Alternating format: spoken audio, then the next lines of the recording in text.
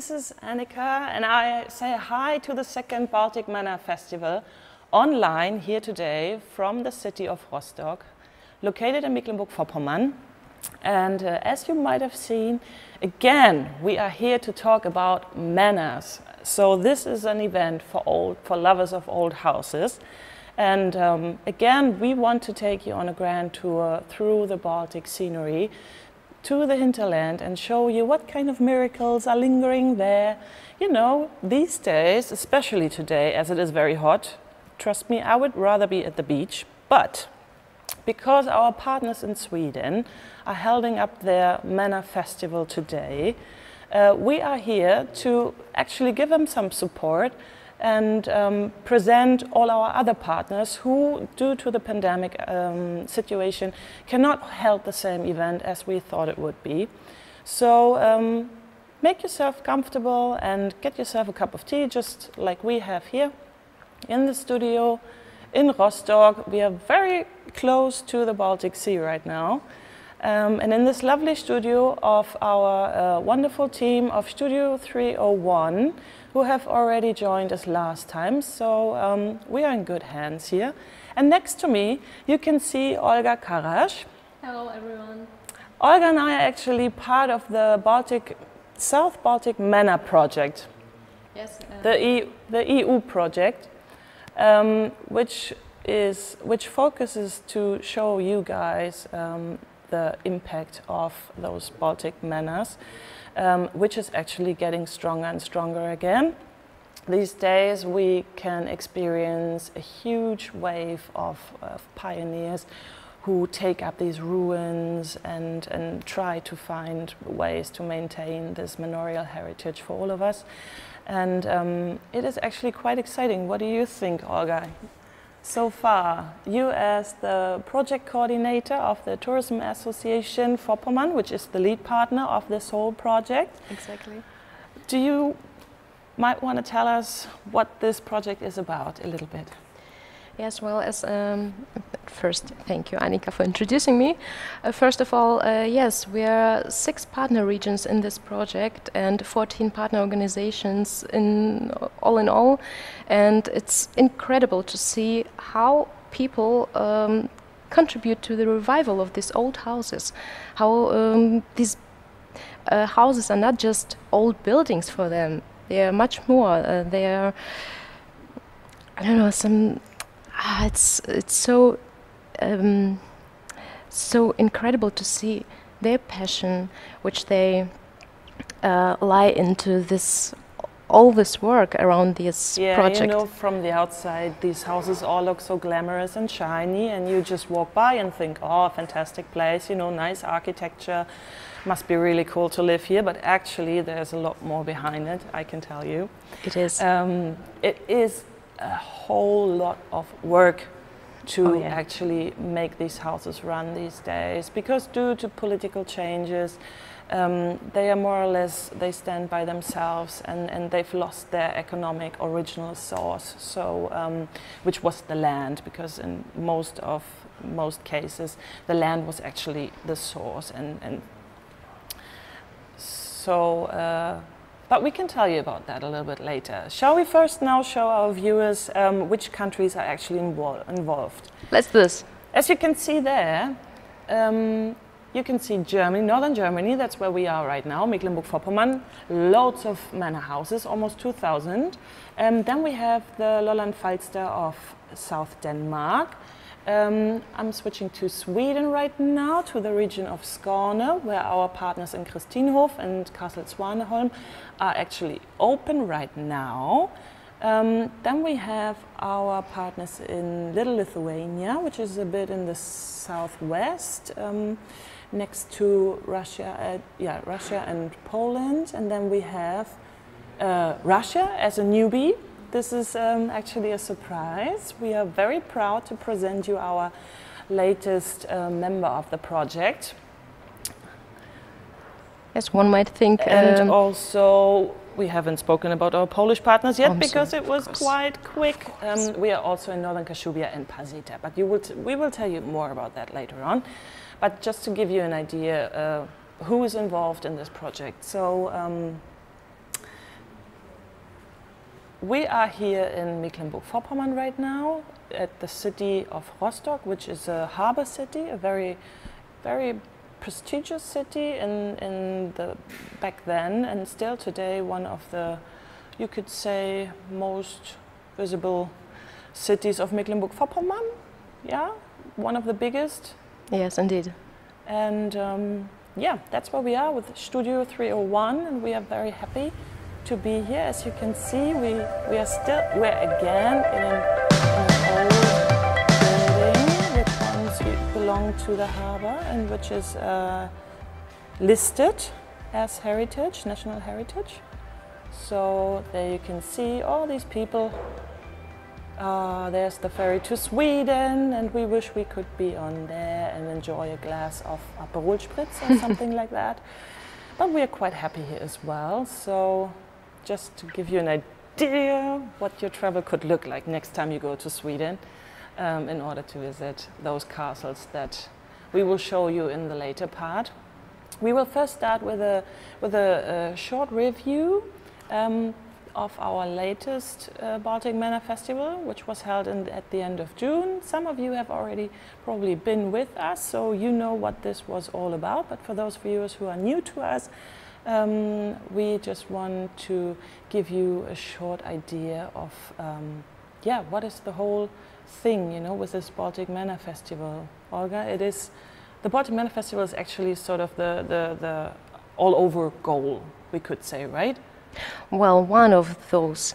The festival, the idea behind it was to create an event of a duration of 1 or 2 days, so the broader audience would have a chance to visit those old buildings somewhere in the hinterland and to experience all of them at once, yeah, possibly. And before you go there, first we go there to check out the routes and, you know, to find out our partners, our alliances in each partner country. So why do we not just have a glimpse at one excursion to Denmark last year, and then we switched to Northern Kashubia, who were the first last year who made an own Baltic Manor Festival. Let's have a look.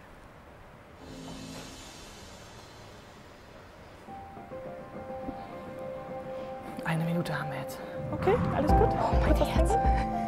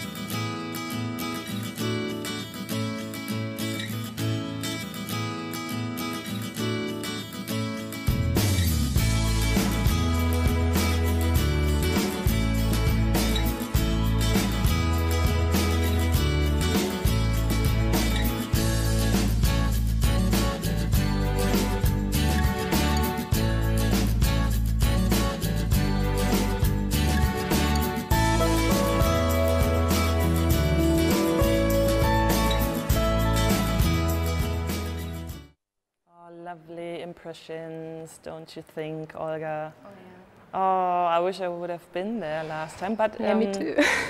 Luckily, I've already went to Kashubia, and the major organization is due to Radek Kamiński, and we just want to show a few words by him within the next. Baltic Manor von der polnischen Seite. Was bedeutet das hier alles für dich? Radek, jesteś szefem projektu od strony polskiej. Co to dla Ciebie oznacza? Was Ihnen das bedeutet hier, die ganze Angelegenheit? Jest to na pewno duże wyzwanie doprowadzić do współpracy właścicieli dworów i pałaców, którzy są że tak powiem, z różnych środowisk, z różnych dziedzin. Są tutaj osoby, które posiadają dwory i pałace jako osoby prywatne, ale są też dyrektorzy instytucji kultury, które działają w tych miejscach, czy też dyrektorzy muzeów. Także cała sztuka polega na tym, żeby wszystkich razem zachęcić do współpracy. It is certainly a big challenge to bring about cooperation between the owners of mansions and places who represent various forms of ownership, from private owners to directors of cultural centers. The trick is to encourage everyone to cooperate and work together to promote the route of mansions and palaces.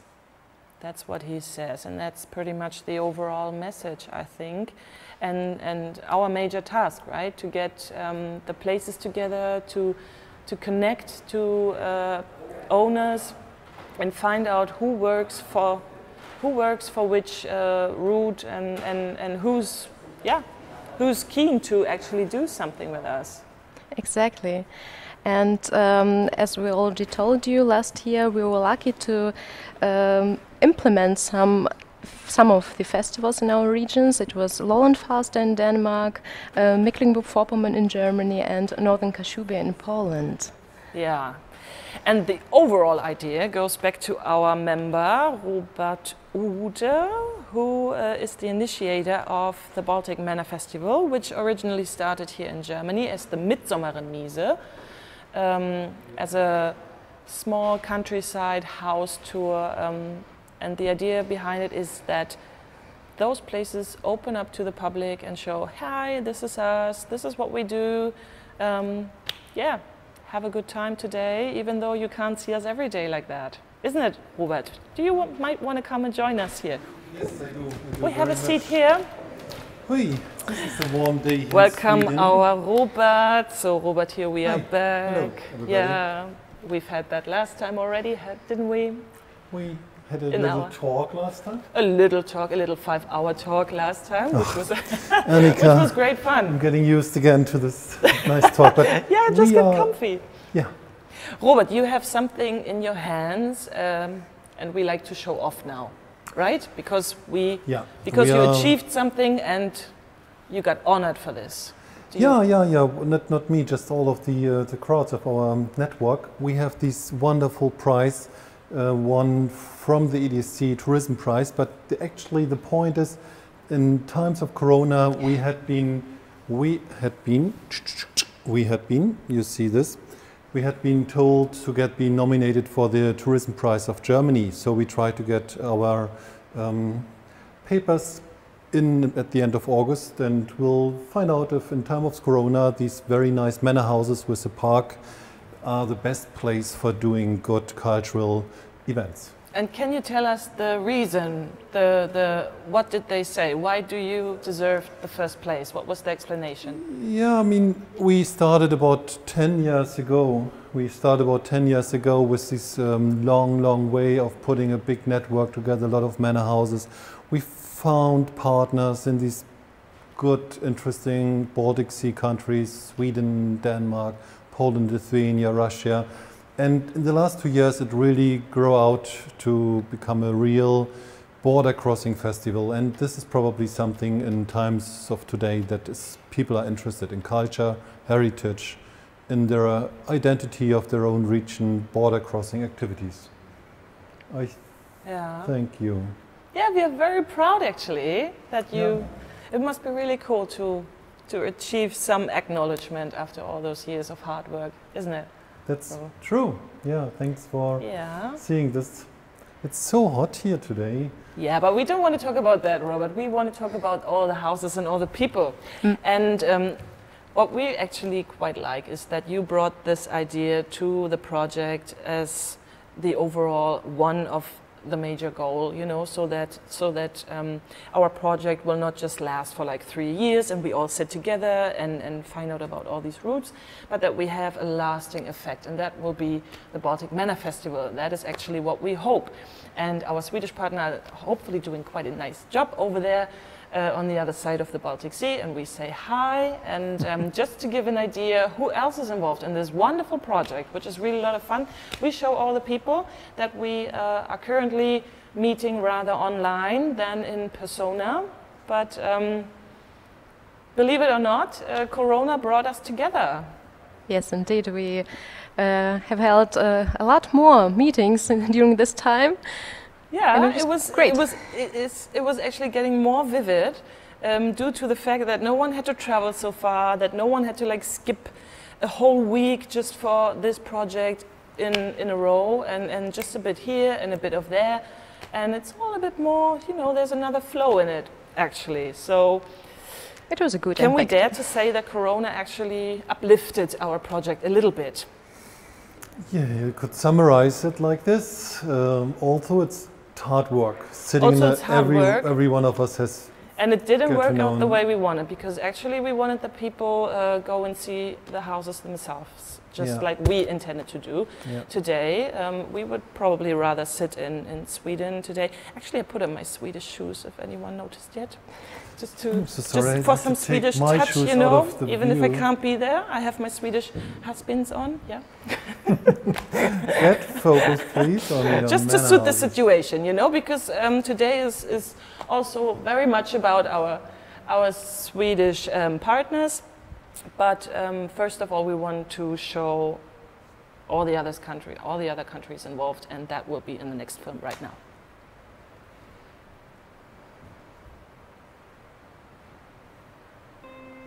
Sehr gut. Kann ich jetzt wieder gehen? Ja. Sehr gut. Möchtest du gehen? Nein.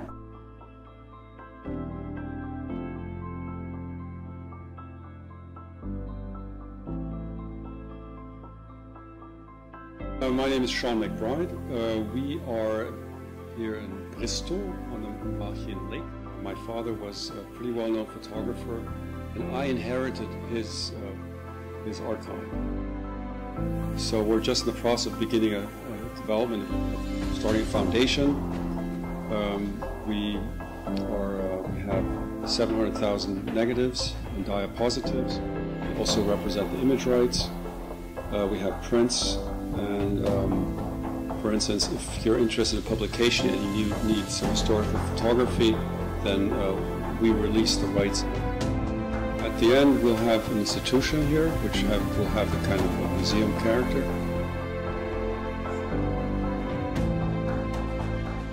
I think that my hope is someone who actually grew up. I was born in Berlin. I grew up in Munich, in South Germany. That the North again will somehow come to its own. Maybe in 20 years' time, 30 years' time, this will be an interesting area.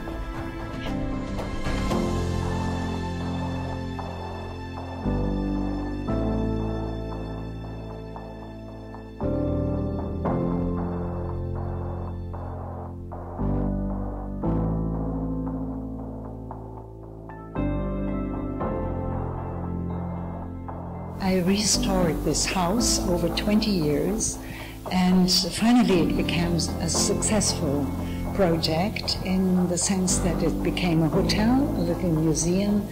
It helps a lot to do a project, a touristic project, in an area which was only agricultural before. Our motto is living in the museum. So the hotel is incorporated in the museum, and the sketches for the artworks are in the hotel rooms, and we tried to reconstruct the atmosphere of an old farmhouse, a manor house. Life goes slowly, and visitors are welcome. Food is good, sleep is nice and peaceful, and there are good discussions and talks and meetings, and you meet people from different parts of Europe, and this is my project.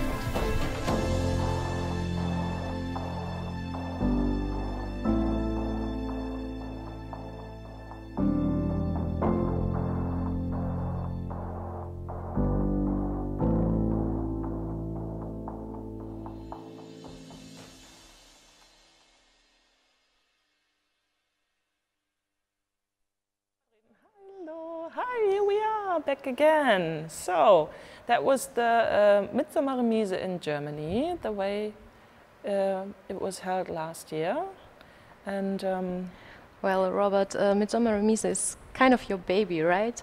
And maybe you can advise something very specific to another project partners who hadn't got the chance to have their Baltic Manors Festival this year, so they can do it in future in a better way. Oh, this is a big topic. Actually, in my opinion, they are doing a really good job. We've seen it in Kashubia last year. We see the small version in Denmark. And I think the Swedish people will do a wonderful job today as well. We will see in some minutes here. So there is no advice I can give. There's a lot of nice pictures, movies we have taken this time, we have caught, and I think they have an idea what the Midsummer Remise is. So just stay tuned.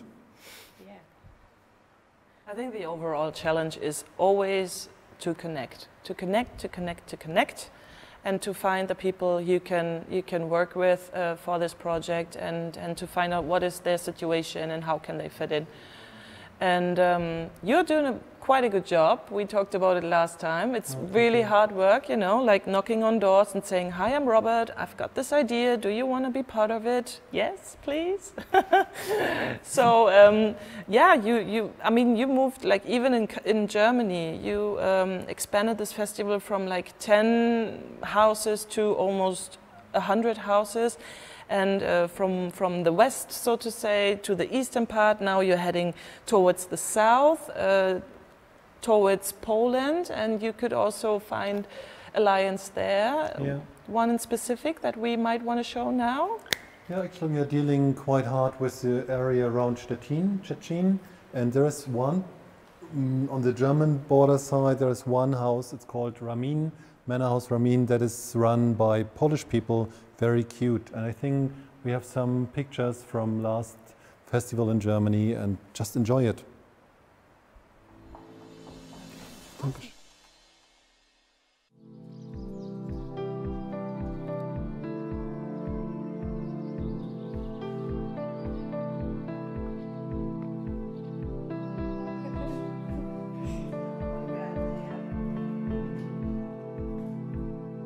Ja, wir sind in einem Gutshaus, das von der Familie von Ramin 1750 gebaut worden ist. Und dann war das Familiensitz auch von dieser Familie. Ansonsten, die lange Geschichte dieses Hauses ist ziemlich abwechslungsreich, weil wurde das Haus zum Beispiel 1850 an Familie Semmler verkauft, die dann eine ganz moderne Landwirtschaft entwickelt hat bei diesem Gut. Und dann, wie das im Leben ist, hat sich das über mehrere Jahre gut und schlecht gezogen, bis auf eine Tatsache, dass der Herr Semmler leider keine Ernte verkaufen konnte und er musste das Haus verlieren, im Sinne lief nicht so gut, wie man das wollte. Danach wurde das ganze Gut in 68 Teilen gestückt, wurden einige Häuser gebaut und die Häuser samt Fläche wurden an Freiwilligen verschenkt, die das bewohnen sollen und bewirtschaften sollen. Und nach dem Krieg hat man hier eine Landwirtschaftsschule gegründet, später Kinderheim, und 2007, 2008 sind wir sozusagen ins Spiel gekommen. Wir haben das von einem Privatmann gekauft und mit einer Idee, wie man das alles hier arrangieren, neu machen kann, was man hier alles entwickeln kann. Wir nutzen das Haus privat und organisieren hier auch viele Veranstaltungen in polnischer und deutscher Sprache, viele Konzerte, Vorlesungen, Projekte, deutsch-polnische Projekte, Integrationsprojekte.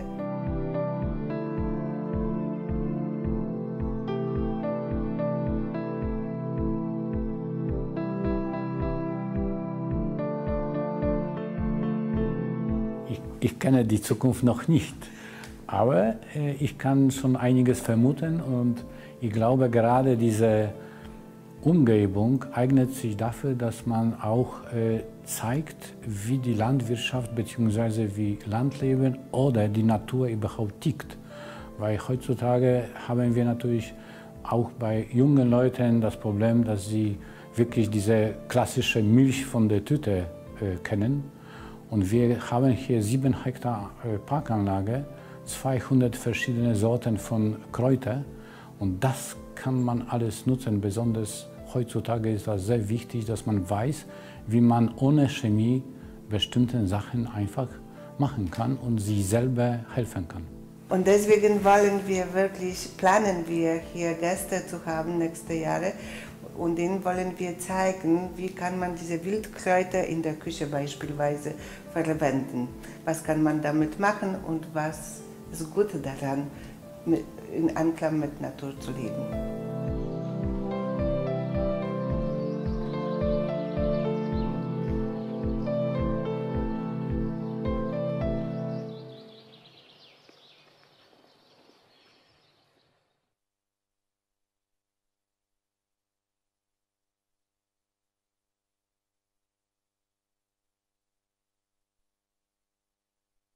So, as we've seen, that was from Manor, which is near the Polish border.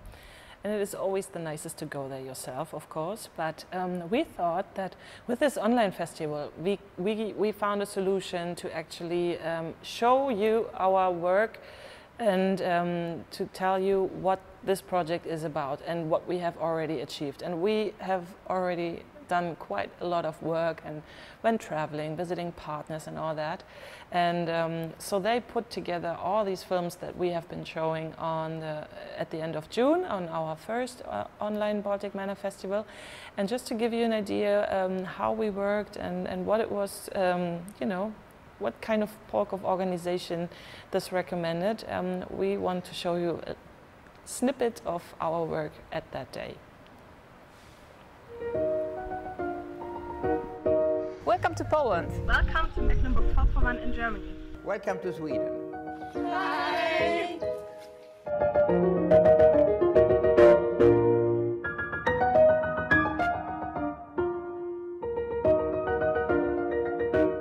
So here we are back again. Wow. Next to me, Robert Ude, initiator of the Baltic Manor Festival, which has now come on an international level.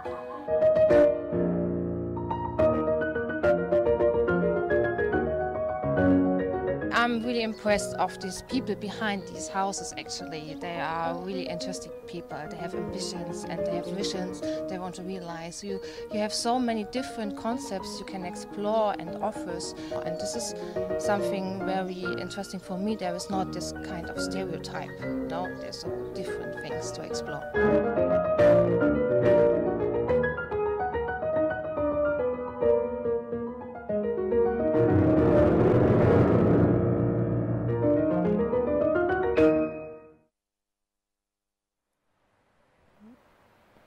So here we are back again, and we just wanted to show you a little snippet from our partners in Sweden, and just to show you where Svaneholm and Castle Christinehof are located, namely in the south of the region Skåne, as you can see, which is yeah, very similar to our landscape here in Mecklenburg-Vorpommern actually. And yeah, it would probably be a pleasure to be there right now. I hope they're having a blast. And but we are having a good time here as well, do we? Because we are now heading into the next session where we want to show you even more material that we have prepared. Those of you who have been with us last time might wonder, okay, that was 5 hours of material and films and talking. How can you even talk more and show more films? But I can assure you that our partners again provided us with super duper material about their regions, and you can be really excited because this time we have a newbie, which is the region of Kaliningrad, Russia. Yes, exactly. Well, the Kaliningrad region is one of 12 of our associated partners, so-called extra supporters in the project. And for instance, the non-profit organization Regional Economic Development Agency is one of them. And you're right about to find out some more details about this organization and the region all in all. maybe we can show the map of Kaliningrad so that you, yeah, there you see it. It's right between Lithuania and Poland, near the Curonian Lagoon. Curonian yeah. Spit. Everyone's destiny, probably. And of course, one might wonder how Russia fits into such a EU project, but it would make no sense to talk about the Baltic Manors landscape without such an important sub-region. Yeah. And that's why we are very happy that our project member Victoria joined us. And here are some greetings by her. Let's watch. Now we want to see how, maybe we can have a look at Victoria, our partner. Hello, my name is Victoria Korneva and I'm representing Kaliningrad Region, Russia in the Baltic Manors project.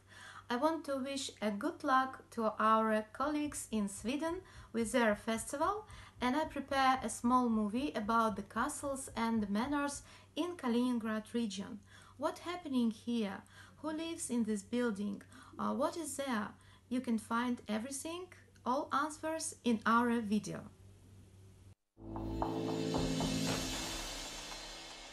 So, hi Victoria, how are you? Hello, good morning. Thank you. Hello, Olga. Hello, Annika. Everything fine over there in Kaliningrad? Yes, we have a very busy tourist season. A lot of tourists, Russian tourists, coming to region to visit the Baltic Sea and to see what we have, what sightseeing. So I guess some of them will also visit the Kaliningrad manors. They already visiting, yes, yes. Yeah, are they open, some of them?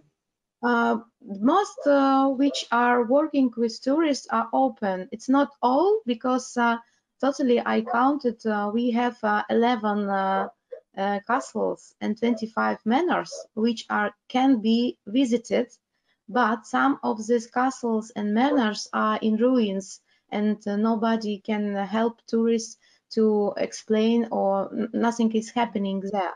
But about 10 places we have where tourists can find something interesting.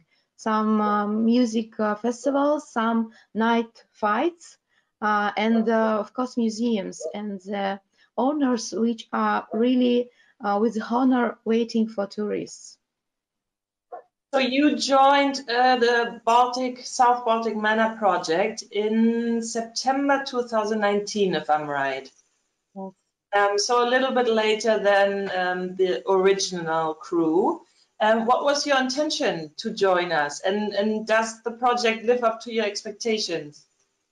Yes, it's an interesting story, because I was invited by Alexei Ignatiev, is the chief of Kaliningrad Economic Development Agency, and he know me as a person who developing a rural and local tourism in Kaliningrad. And he said, we are as associated partners in such an interesting project, Baltic Manors.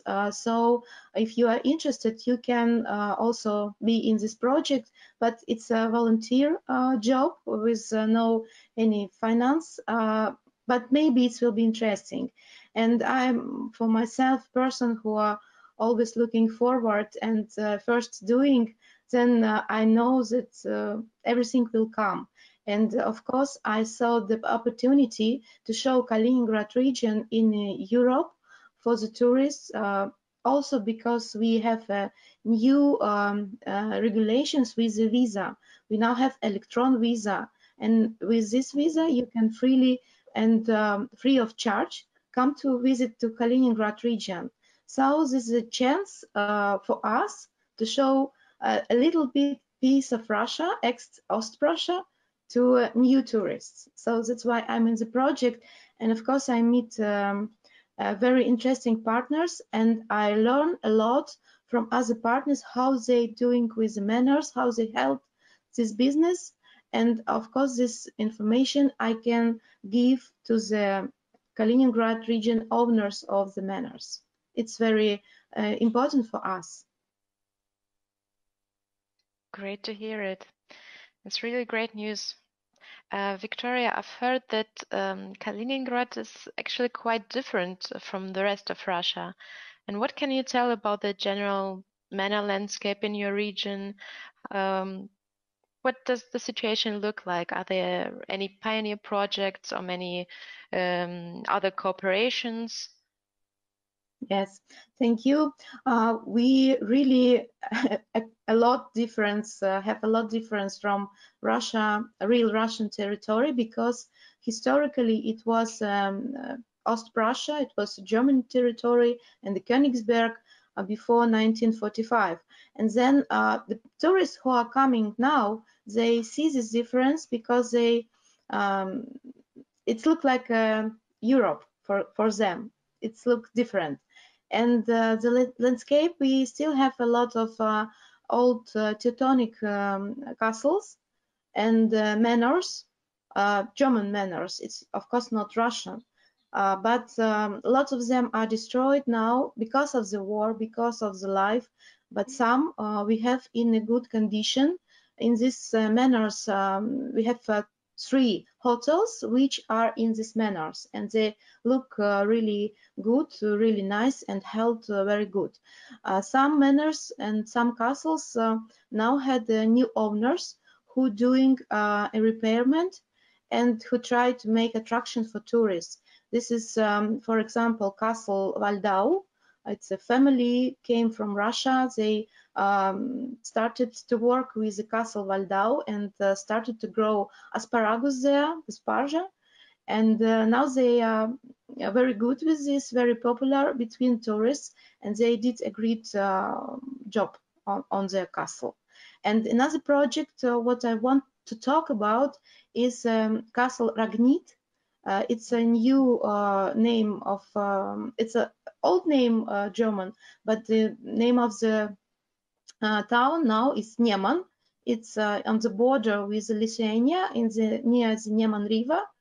And actually it's only ruins without a roof, but the town and the new owner, they won financial from the government to make their open tourist square and to make attractions there. So they now doing a great job with the volunteers to clean all the territory, and they will do in September the festival there of cheese, because the new owner producing also cheese, very good cheese.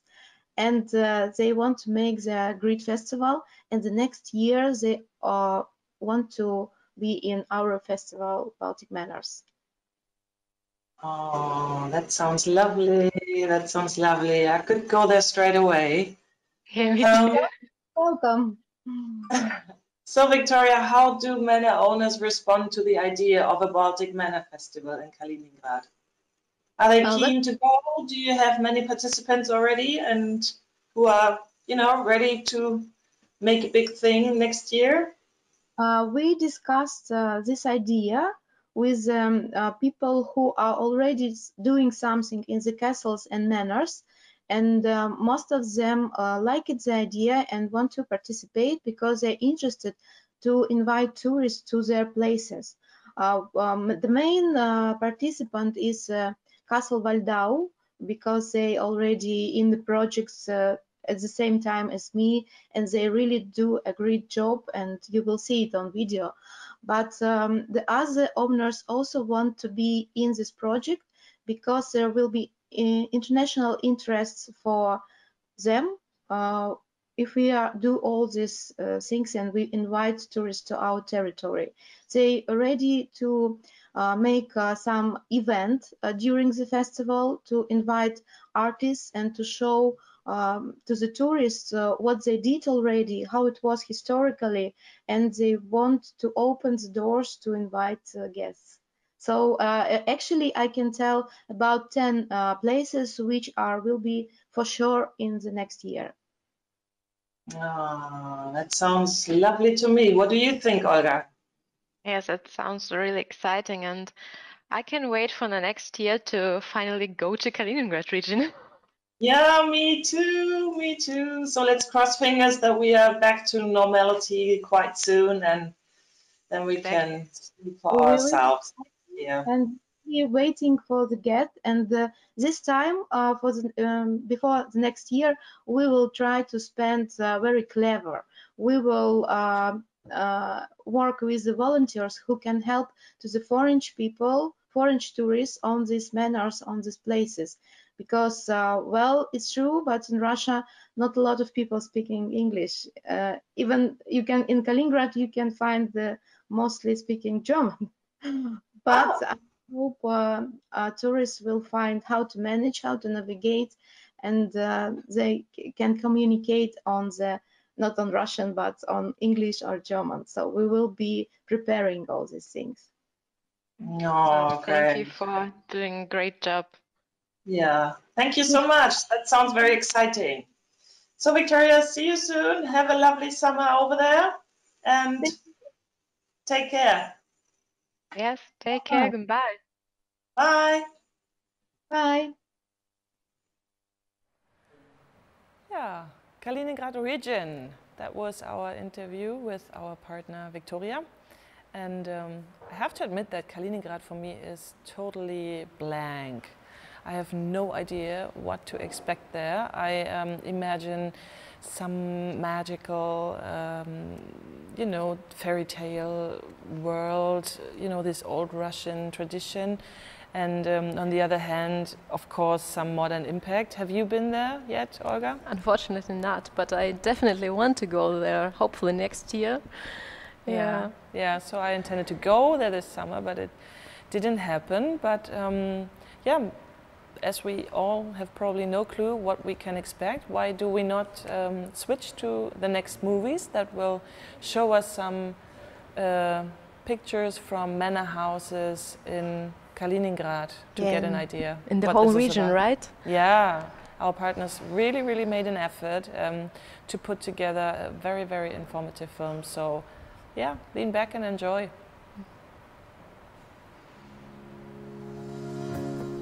Kaliningrad is a unique tiny piece of modern Russia located in the heart of Europe on the Baltic coast between Lithuania and Poland. The city was called Königsberg from the time of its founding by the Teutonic Knights until the Second World War. The region has more than 700 historical monuments and cultural heritage sites. The great philosopher Immanuel Kant lived in Königsberg all his life. Among the main attractions of Kaliningrad, there are the cathedral, the Royal Gate fortifications, the Amber Museum, the one and only in Russia Museum of the World Ocean, the Botanical Garden. In summer, the city becomes a real festival venue of an international level. Festivals of fireworks and organ music, rock and jazz festivals, film and art festivals, and many more are being held in Kaliningrad. Kaliningrad region is a great choice for the sea and beach holidays. One of the best in the region are the beaches in Yantarny settlement, which a few years back have received the highest international beach award, the Blue Flag. One of the most visited natural parks in Russia is the Curonian Spit National Park, which is located on a narrow strip of land between the salty Baltic Sea and the freshwater Curonian Lagoon. The natural uniqueness of the national park territory is that it is the largest sand bay bar in the world. Its dune landscapes are distinguished by their exceptional beauty and aesthetic impact on human beings and are an impressive object for the ecotourism development. Kaliningrad is a city of sunstone. As of today, the largest amber reserves in the world are located in the region.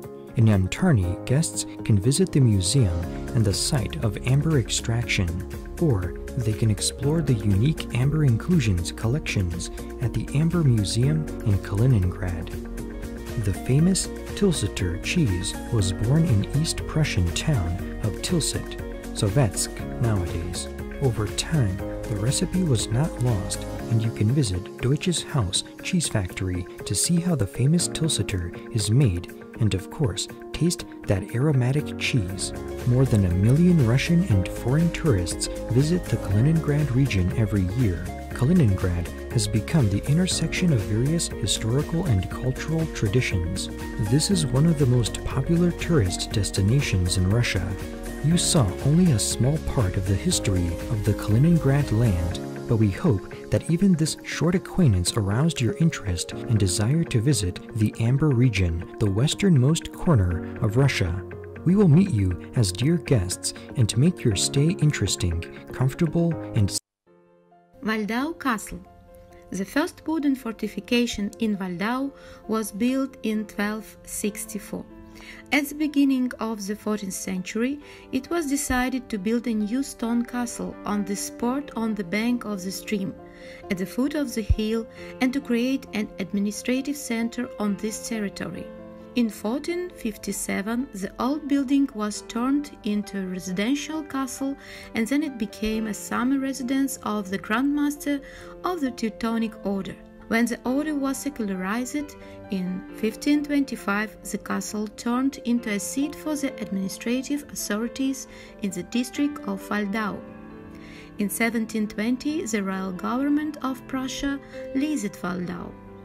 From the time the castle housed an agricultural school, which was transferred to Königsberg.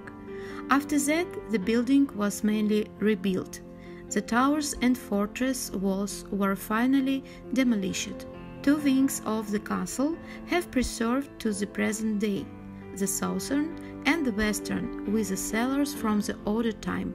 An agricultural school was set up in the castle building in 1945, and then left wing was used as a hostel of the dormitory.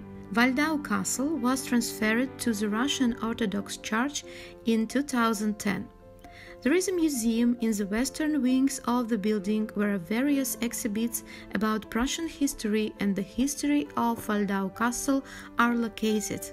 The southern wing is being restored by Sorokin's family, entrepreneurs from Belgorod who rented the building from the Russian Orthodox Church. Sorokin's family are partners of the Baltic Manors Festival and preparing for the next year Sparja Festival. In this year we want to do a festival of Sparja, but coronavirus, quarantine, but we have a idea to salt a Sparja and eat it all year. But for next year we plan to have a festival of Sparja too. Welcome to Castle Waldau. У нас есть уже чем удивить. Во-первых, мы подготовили зеленую сцену. У нас есть исключительно характерные для фестиваля Спаржи репертуар. У нас подготовлена печь. Спаржи будут жарить, спаржи будут парить, спаржа будет питься, спаржа будет с рыбой, спаржа будет в кляре. Она будет на каждой площадке своя спаржа будет готовиться и на разный манер. Мы ждем Baltic Manors в гости и будем рады рецептам приготовления спаржи от всех, кто входит в ассоциацию. Oh, look at that. Asparagus festival, Olga. That sounds lovely, doesn't it? It sounds really delicious. And I think it's so inspiring to see how, so to say, a normal family has such an idea to revive a castle. It's incredible.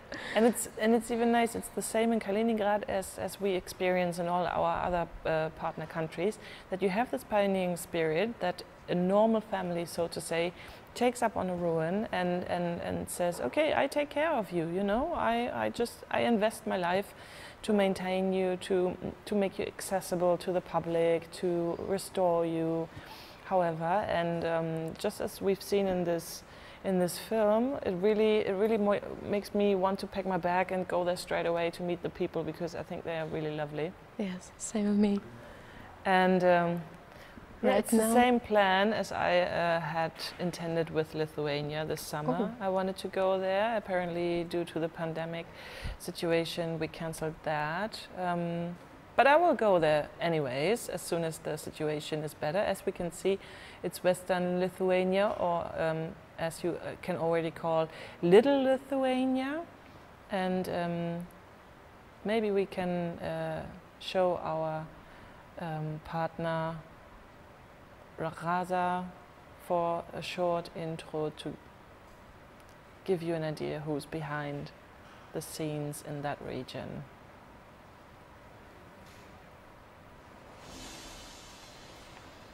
Okay. Hello, greetings from Lithuania. Today we invite you to an amazing place at the Baltic seaside resort Palanga.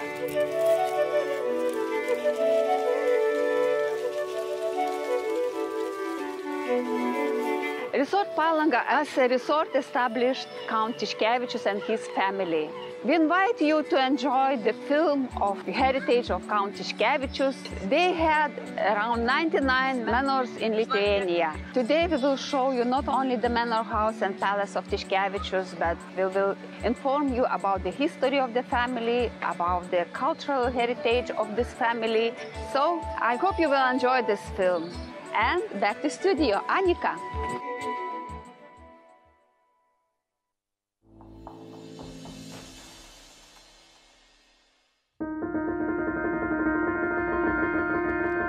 Hello there.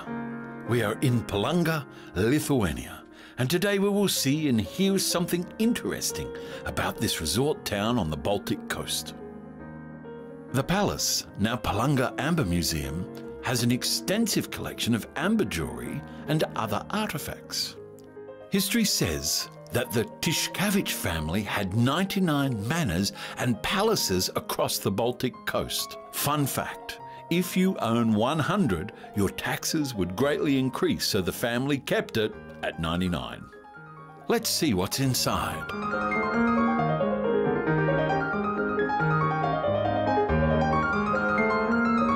So here on the walls we see the portraits of Felix and Antonina Tiškevič. We see really strong personalities that created Palanga Resort. And thanks to this family, we have this Amber Museum and the park.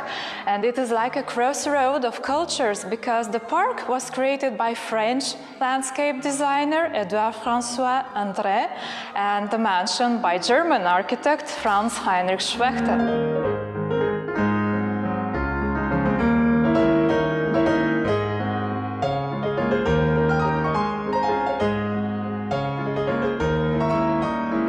So here we are in a particular space of the mansion that once was a former chapel of the counts, family chapel where they prayed. Today it's sacred in another sense. We represent Lithuanian artists' works.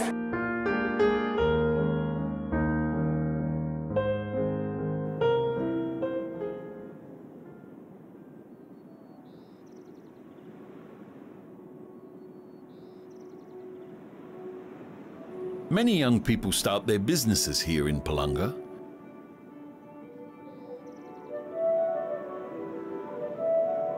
This historical and stylish hotel is created for today's world.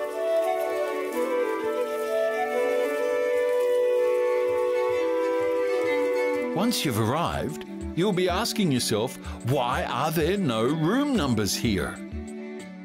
Let's hear from the owner herself. After renovating the villa for 3 years, we opened in 2018 and we've been working since for 2 years.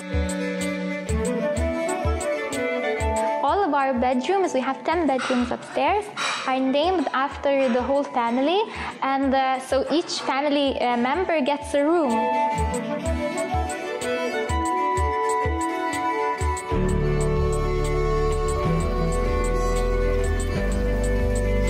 Sofia Tiškevičienė, she was very kind of kind-hearted, and therefore, after her husband died, she lived for 28 years. She lived in Villa Anlapilis, which is now a Palanga museum. And we have a room dedicated to her, which overlooks that part of the hill. So for us, it's very nice. Thank you so much. Annapolis. This is one of the first Tiškevič family mansions ever built. Who designed and who built this actual manor is a mystery. No records have ever been found.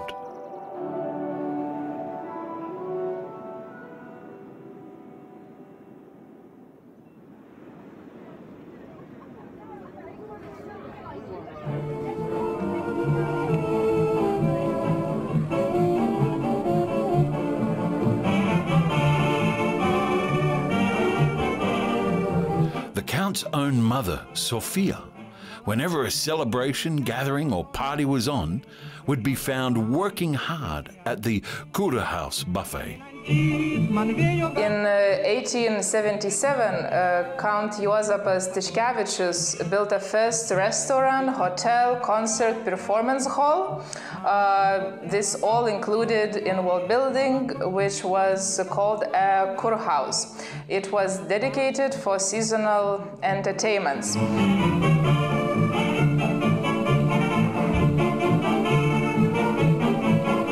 So it became a prestigious resort center and was the most luxurious and active gathering place for upper-class holidaymakers.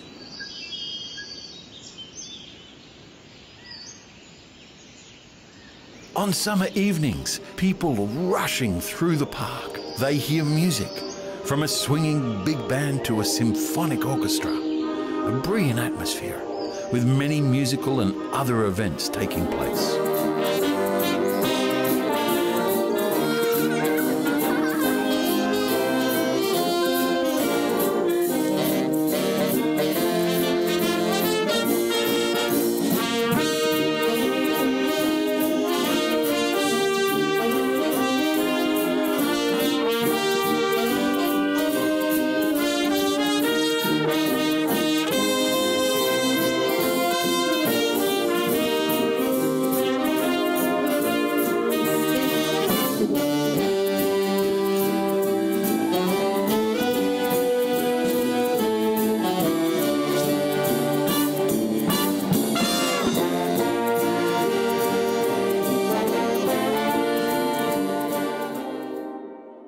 And of course, the Pier of Palanga, symbol of the whole Lithuanian seacoast. You can see the L-shaped stones, which is the foundation of the first pier in Palanga. Guess who built it? That's right, the Tiškevič family. Thank you for watching, and while we are waiting to see you in Palanga, I'll leave you with this stunning drone footage. I could use a little something, room is spinning, where I'm living, feeling kinda lonely, I could use a little something. Don't give me up, I seen the light, I see the reason in the night, and every time I close my eyes, guess I just need you by my side. See you in Palanga. It's cold, I need you when the lights go low, and my heart gets cold, I need you more than you know. Oh, that looks lovely, doesn't it? It just wants to make you go there immediately, straight away.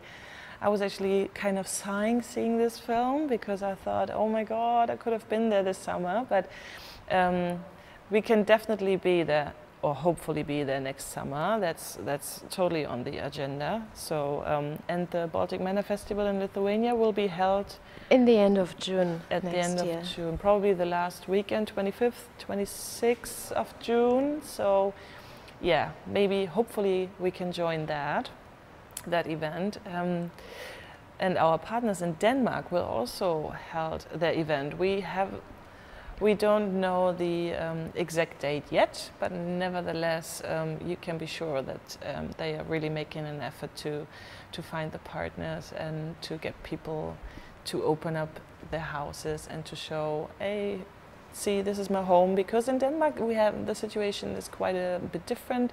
Many houses are still owned by the same family as have been for for many years. So it's not that easy to sneak into a Danish manor house. Lucky me, due to this project, I have seen some of them. And one that you can certainly see as a normal visitor is our partner manor in Pedersrup, and we will now show you what this is about. But first we have a glimpse on the map to show you. Lolland-Falster is a small island in the south of Denmark. Only two, you know, that's the island you enter when you go from Rostock with the ferry for just takes 2 hours and zack. And now we head to the movie of our Danish partners.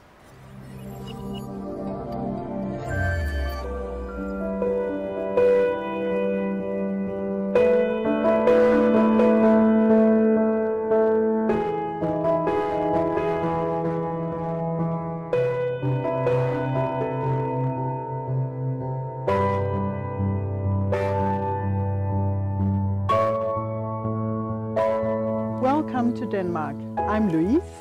I am Lisbeth, and I would like to welcome you to the manor landscape on Lolland and Falster. We are here at Pederstrup on the western part of Lolland. The manor landscape at Lolland Falster has the highest density of manors in the whole of Denmark. We look so much forward to sharing this landscape with you, with more than 50 manors all around. Back to the studio in Germany.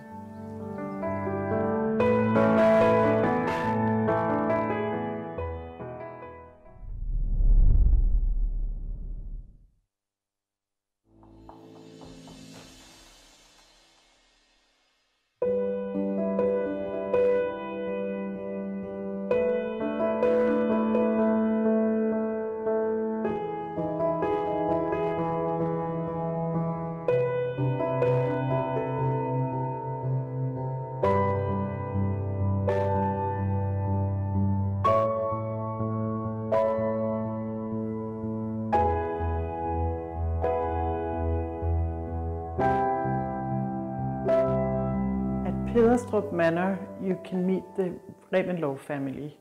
They owned this place at the end of the 18th century, and here they lived their life with their many children.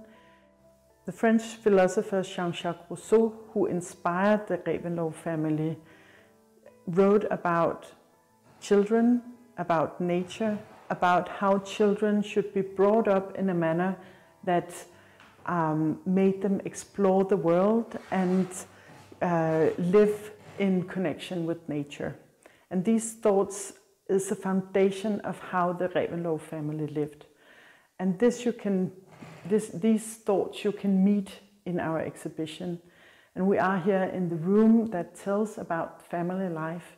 We see the family picture that was painted in 1790 with a mother who's breastfeeding her child, with children who are playing, and with a family with grass under their feet. And also we tell about one of the first described birthday celebrations in Denmark that was held here at Pederstrup for the grandchild of the couple Reupload in 1818, where they drank hot chocolate, had cake and sang, just the way we celebrate children's birthdays still in Denmark.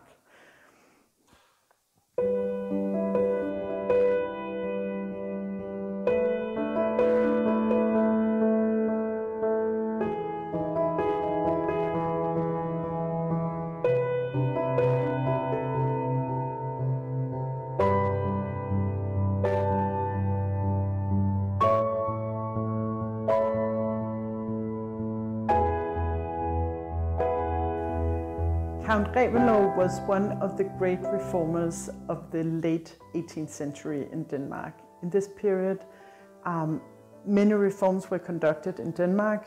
The agricultural style was changed, forests were saved, and there was given a law that made all children in Denmark be able to go to school. We are here in the workroom, in the office of Count Reupload, and we have decorated it in a manner that shows all of his interests. He was a man of the Enlightenment. He knew something about everything and was deeply interested in many things, not just nature, agriculture, but also philosophy and so on. But one of the best things we have here in the museum is this map of Pederstrup Manor and all the fields around it. And here you can actually see these reforms, how they were conducted. Count Reupload experimented with reforming the agriculture on his own manor, and then he afterwards made these experiments into law concerning the whole of Denmark. You can see old-style fields where the peasants of a village share one field and thus split it in many little halves. And then you can see what it looked like after the reforms, where every little farm was moved, so that it was apart, not living, they were not living in villages anymore, and everybody was more individually responsible for their own lives, which was one of the main features of these reforms.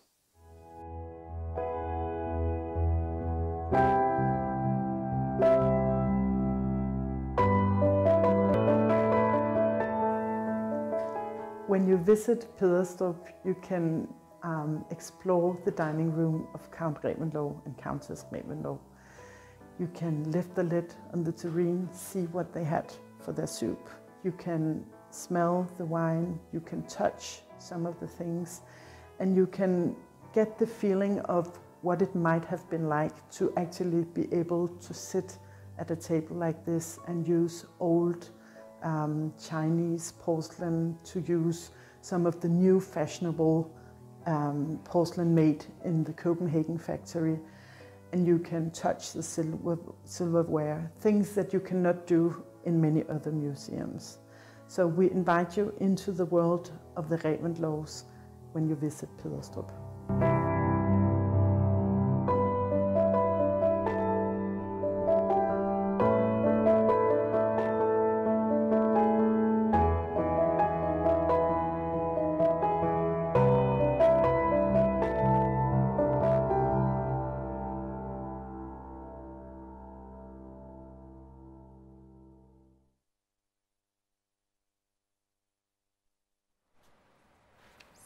Thanks to our partners, Danish partners, Anne-Elisabeth and Louise, for the contribution to this video.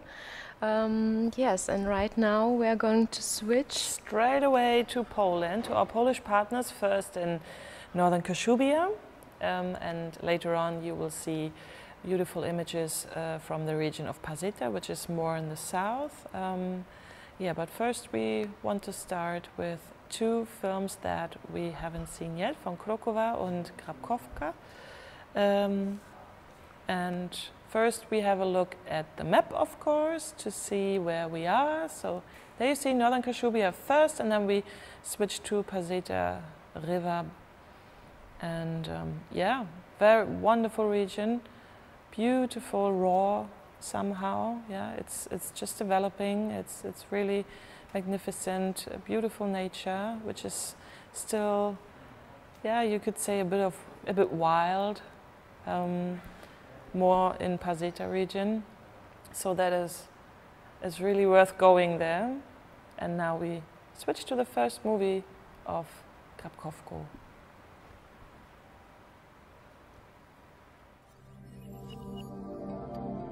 Welcome to Poland. My name is Rafał Glazik. In the name of Polish partners of South Baltic Manors project, I would like to invite you for the second edition of Online Baltic Manor Festival located in Sweden.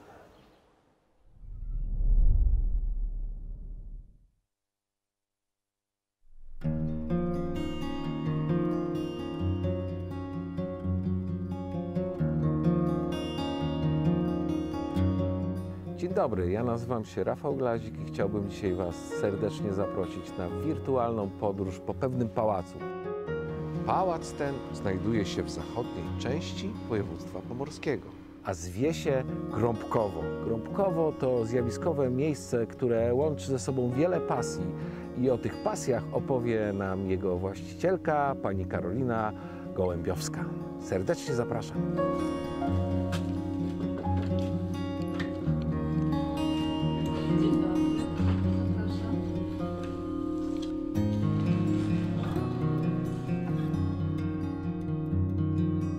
800 lat to jest kawał historii, Ale Państwa historia tutaj wraz z małżonkiem zaczęła się 20 lat temu.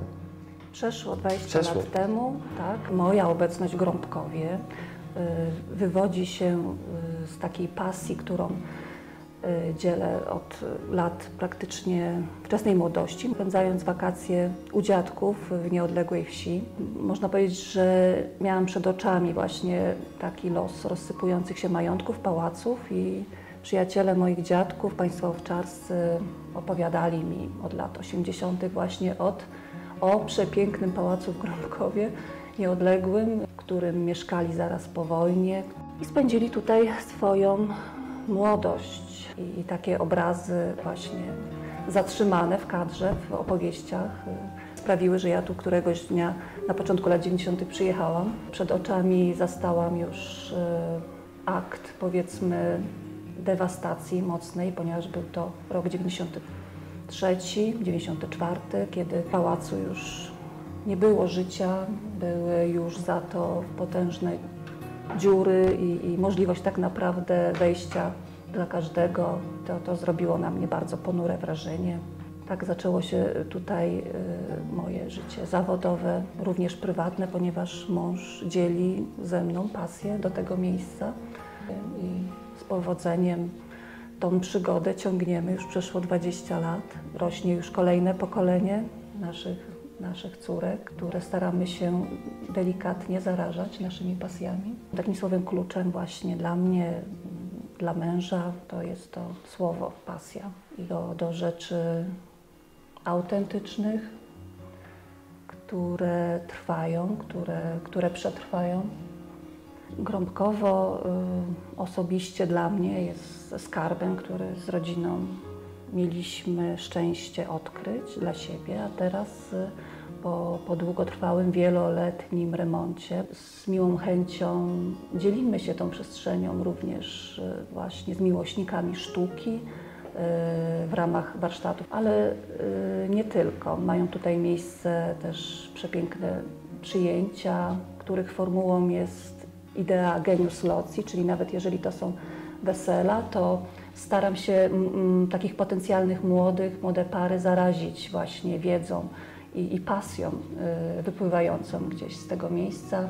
Organizujecie Państwo tutaj i warsztaty, i wernisaże związane z malarstwem, też i rzeźbą, ale głównie chyba malarstwem. Od dawna jestem osobą malującą, tworzącą, kreującą taką swoją rzeczywistość, swój świat najbliższy. Okazją, by tą pasję malarską jakby tak zrealizować w pełni, był pomysł plenerów artystycznych, malarsko-rzeźbiarskich, międzynarodowych. Nazwałam to Pomerania Genius Loci. I idea polega na tym, że zapraszamy tutaj wspaniałych malarzy z Polski, ale również z Białorusi, z Niemiec. Taka druga odsłona warsztatów, które tutaj prowadzimy, właśnie skierowana do młodszych, którzy właśnie już są coraz więksi, coraz sprawniej posługują się pędzlem, drutem i prowadzę również zajęcia dla młodzieży. To jest w ramach Akademii Genius Loci, którą prowadzę w roku szkolnym w Szczecinie. Natomiast tutaj w pałacu na zasadach weekendowych, wakacyjnych zbieramy się tutaj w kameralnym, 10-osobowym gronie. Moim takim głównym zadaniem, jako zadaniem pedagogicznym jest po pierwsze uwrażliwienie odbiorcy młodego na to, co również na mnie działa, czyli na to najbliższe otoczenie w Grąbkowie. Po czym pomagam je zmaterializować, czyli przełożyć na medium malarskie.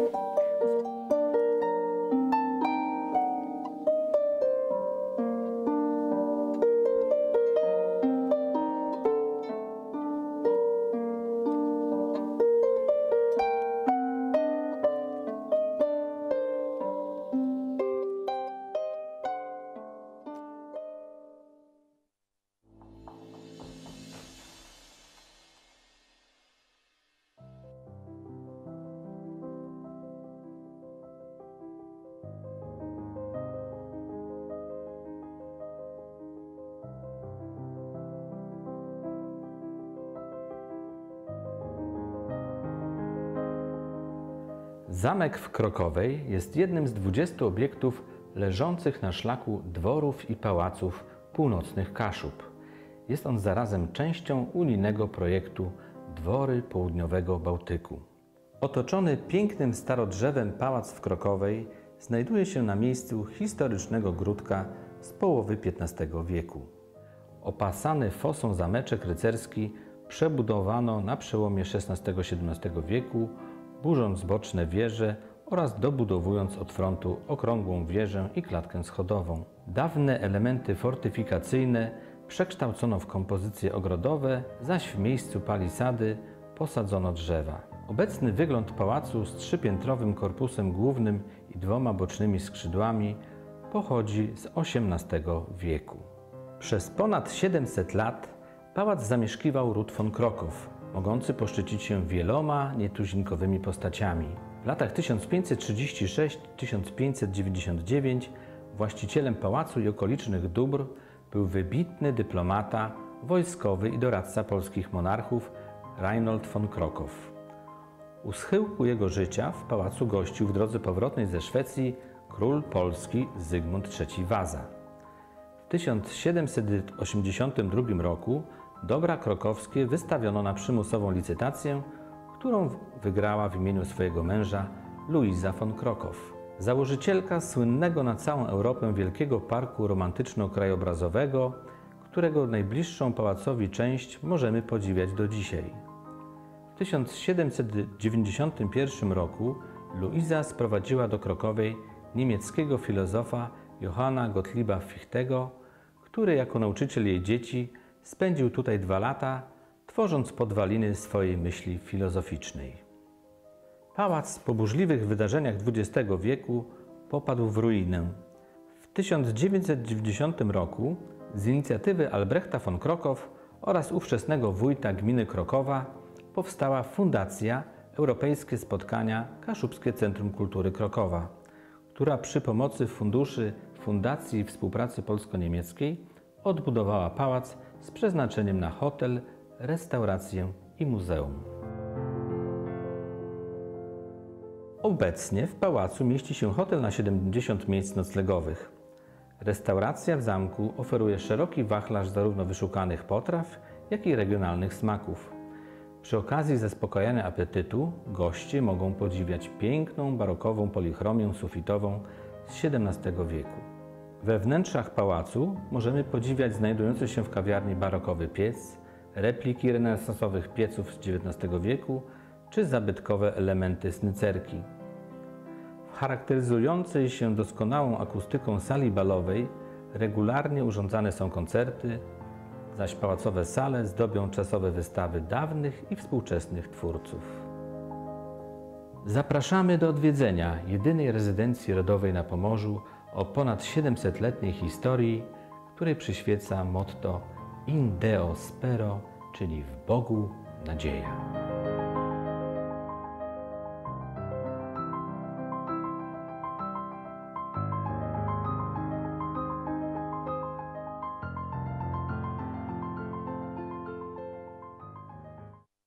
Castle Krokowa, that was Northern Kashubia. We are now switching to the second part of our Polish partners, to Pasita region. Last time we didn't really have much information about them, so we can be really excited because they prepared a really nice material for us. Yes, the Union of Towns and Communes in the Pasita River Basin contributed to this movie, and well, let's watch. Yeah.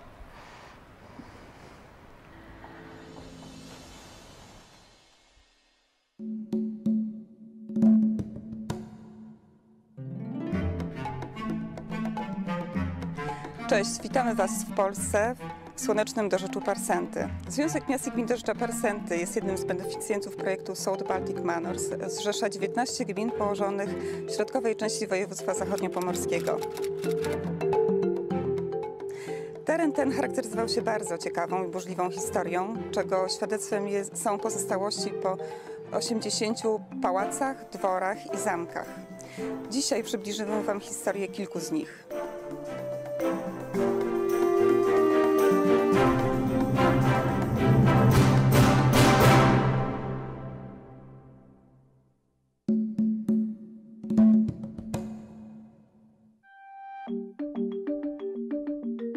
No, witamy na zamku Drachim.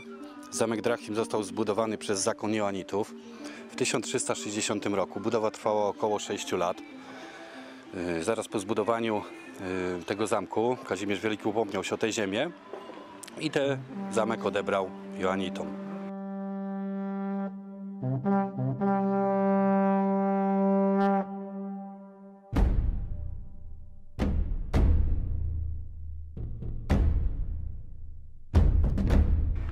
Po śmierci króla Kazimierza ten zamek został ponownie odebrany przez zakon Joanitów i dopiero w 1407 roku, jeszcze przed bitwą pod Grunwaldem, Władysław Jagiełło po 3-dniowym oblężeniu zdobył ten zamek i ustanowił tutaj starostwo drachimskie, gdzie był w rękach, we władaniach rąk polskich przez 250 lat. W 1756 podczas wojny prusko-rosyjskiej ten zamek zostaje spalony, zniszczony i już nigdy nie zostaje odbudowany.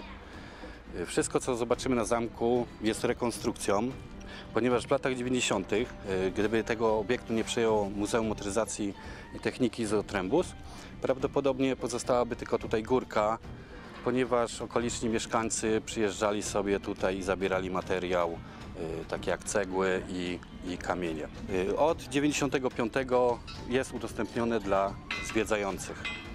Możemy tutaj spędzić miło chwilę, możemy fajnie się zabawić. Są przyrządy tortur, z których można korzystać. Są także średniowieczne stroje, które można założyć, mniej więcej takie jak ja tutaj teraz mam. Zrobić sobie ładne zdjęcia. Jest bardzo piękny taras widokowy, częściowo można wyjść na mury, gdzie jest bardzo piękny widok na jezioro Srebrne, które zresztą ma pierwszą klasę czystości wody. Po drugiej stronie zamku leży jezioro Drabsko.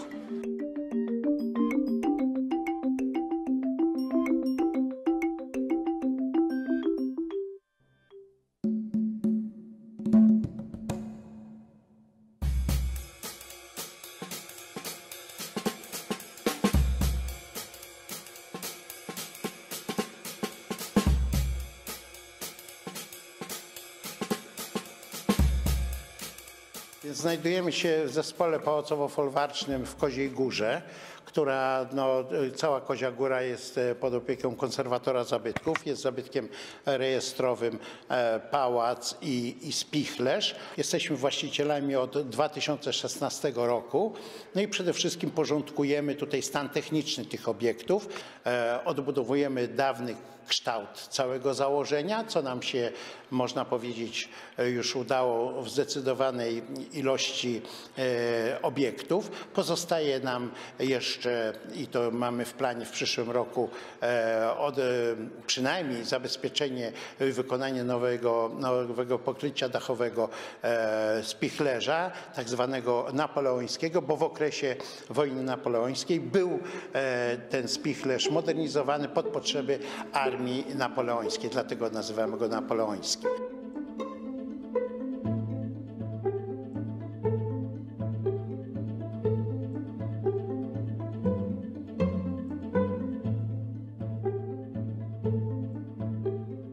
Zachęcamy wszystkich przynajmniej do odwiedzenia na tą chwilę.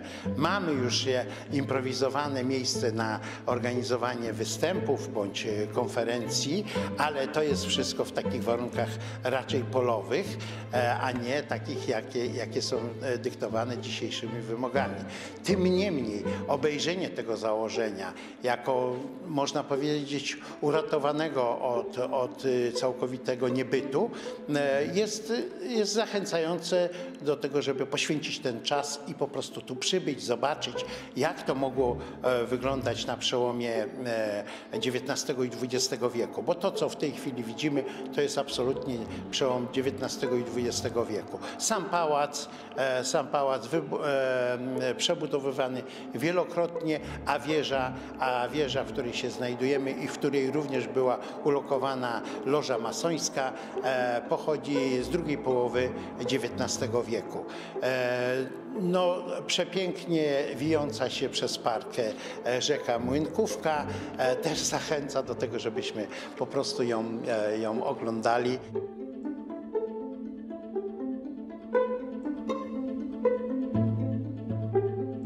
Podobny obiekt, a może skalą większy niż ten, posiadamy w powiecie drawskim, wieś Siemczyno, gmina Czaplinek, i tam prace restauratorskie i remontowe są na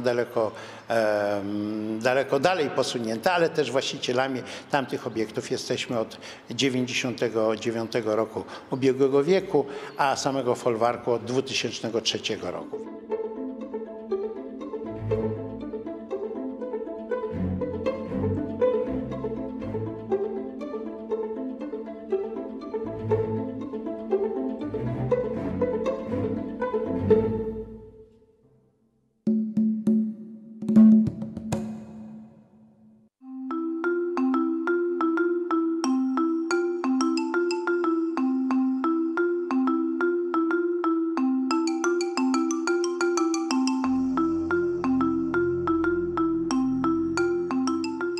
Boradza to przepiękne miejsce położone nad jeziorem, w zabytkowym parku, w krajobrazie pięknej przyrody. Miejsce połączone trochę z historią, trochę z naturą. Sam budynek, dworek to miejsce zabytkowe. Pałac ma historię, z którą warto się zapoznać. W latach 1939-1945 urzędowała tutaj Aberwa. Później, pod koniec wojny, w ośrodku umieszczono pilotów. Był to ośrodek leczenia stresów pilotów Luftwaffe. Później oczywiście teren objęła Armia Czerwona. Później, jak już, że tak powiem, budynek przeszedł w ręce Polaków, tak? Polacy przejęli ten budynek, zabytkowy budynek, do tej pory zabytkowy. Zakład włókienniczy z Łodzi był właścicielem tego budynku. Tutaj przysyłano dzieci pracowników na kolonie. Obecnie w Luboradzy znajduje się kompleks wypoczynkowy. Posiadamy 3 budynki.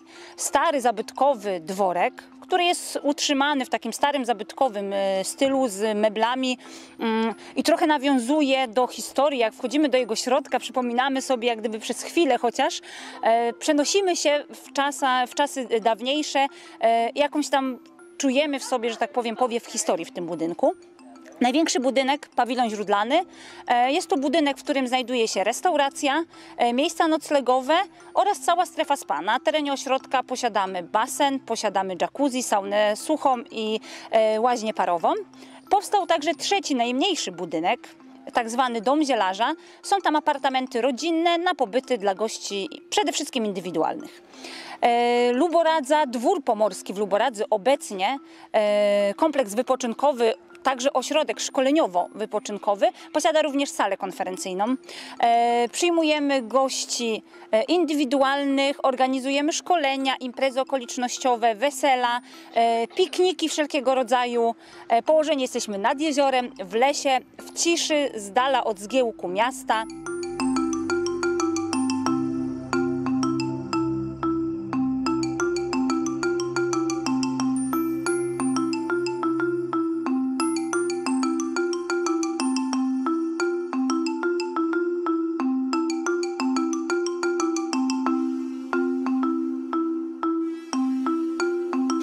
Serdecznie zapraszam do odwiedzenia naszego magicznego miejsca, skorzystania z naszej restauracji, posmakowania pysznych potraw, także nawiązujących do miejsca, w którym jesteśmy, i odwiedzenia naszego miejsca, poznania historii i zapoznania się z tym, co Państwu oferujemy. Serdecznie zapraszam.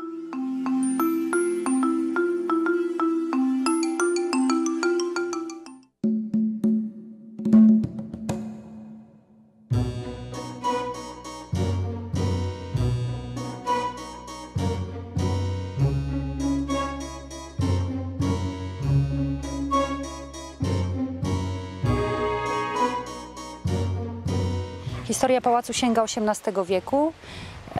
Po II wojnie światowej, jak większość majątków w okolicach Rymania, został przejęty przez państwowe gospodarstwa rolne. W latach 80. była tutaj nawet restauracja i hotel. Od 2008 roku obiekt jest własnością obecnych właścicieli, czyli spółki Rymań Resort and Country Club.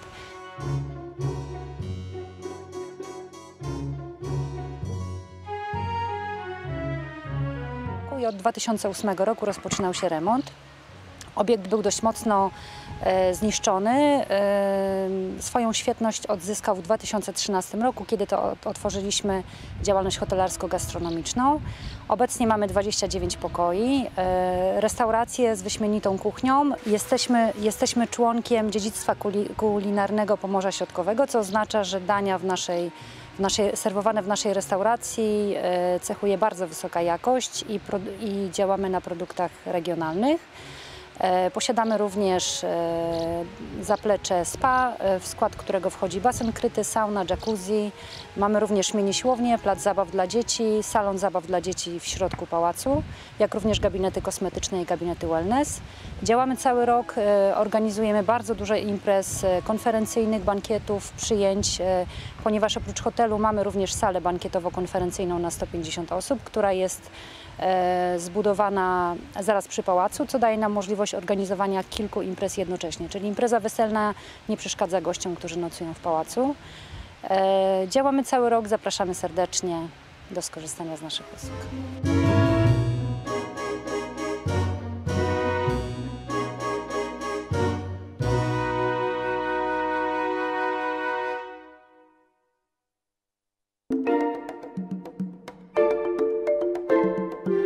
South Baltic Manors to kolejny realizowany przez Związek Miast i Gmin do Rzeczopersenty projekt. To projekt dotyczący tych ziem i jej mieszkańców. Warto zadbać o to, aby te świadectwa przeszłości i wspólnej historii uratować od zniszczenia i zapomnienia.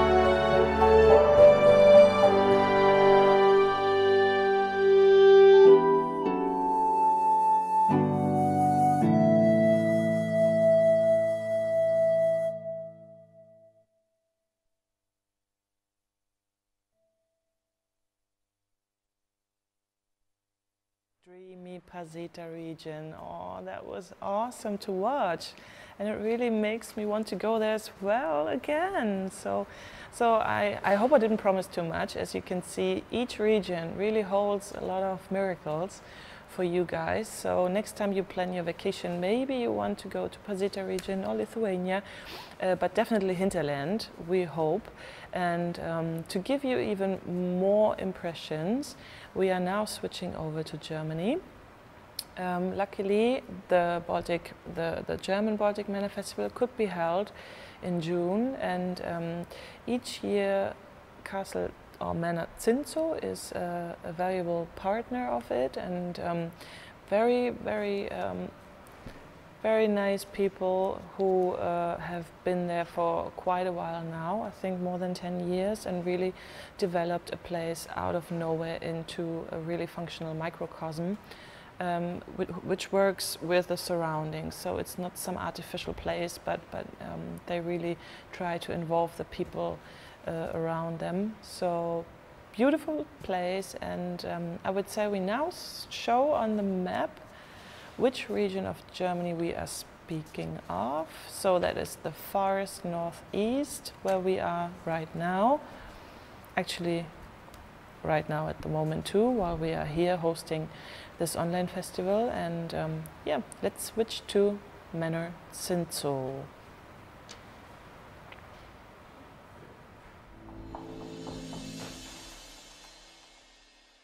Hello, my name is Claudia, and we're sending greetings to Sweden and wish you very good luck with your first Baltic Manor Festival today. And we are representing the Association of Manor Houses and Castles in Mecklenburg-Vorpommern, Germany.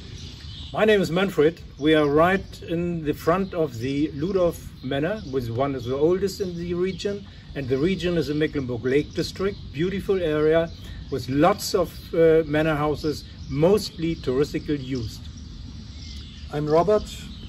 All greetings from us to you, to Sweden. We will present two of our houses here from Germany. One, the Castle Kummerow, very nice place for modern photography, like a museum. And the other one you will see is the manorial heritage of Battinstal, and the family of Heino von Schuckmann will show up in some minutes.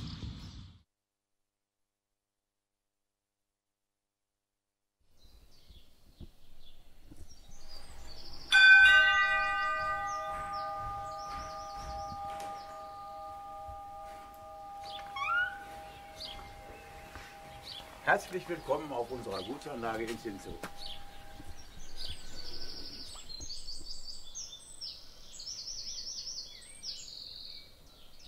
Wir sind mit unserer Familie 1998 hierher gekommen. Die Gutsanlage war ja zerstückelt und dann haben wir begonnen, nach und nach die verschiedenen Teile der Gutsanlage wieder zusammenzuführen. Dazu gehört zunächst das Gutshaus im Hintergrund hier, dann die Brennerei auf der anderen Seite in der großen Sichtachse. Das älteste Gebäude auf unserer Anlage ist der ehemalige Arbeitspferdestall aus dem 18. Jahrhundert, den wir heute zur Unterbringung von einer kleinen Kutschensammlung nutzen. Alles umfassend haben wir dann noch eine Landwirtschaft angegliedert.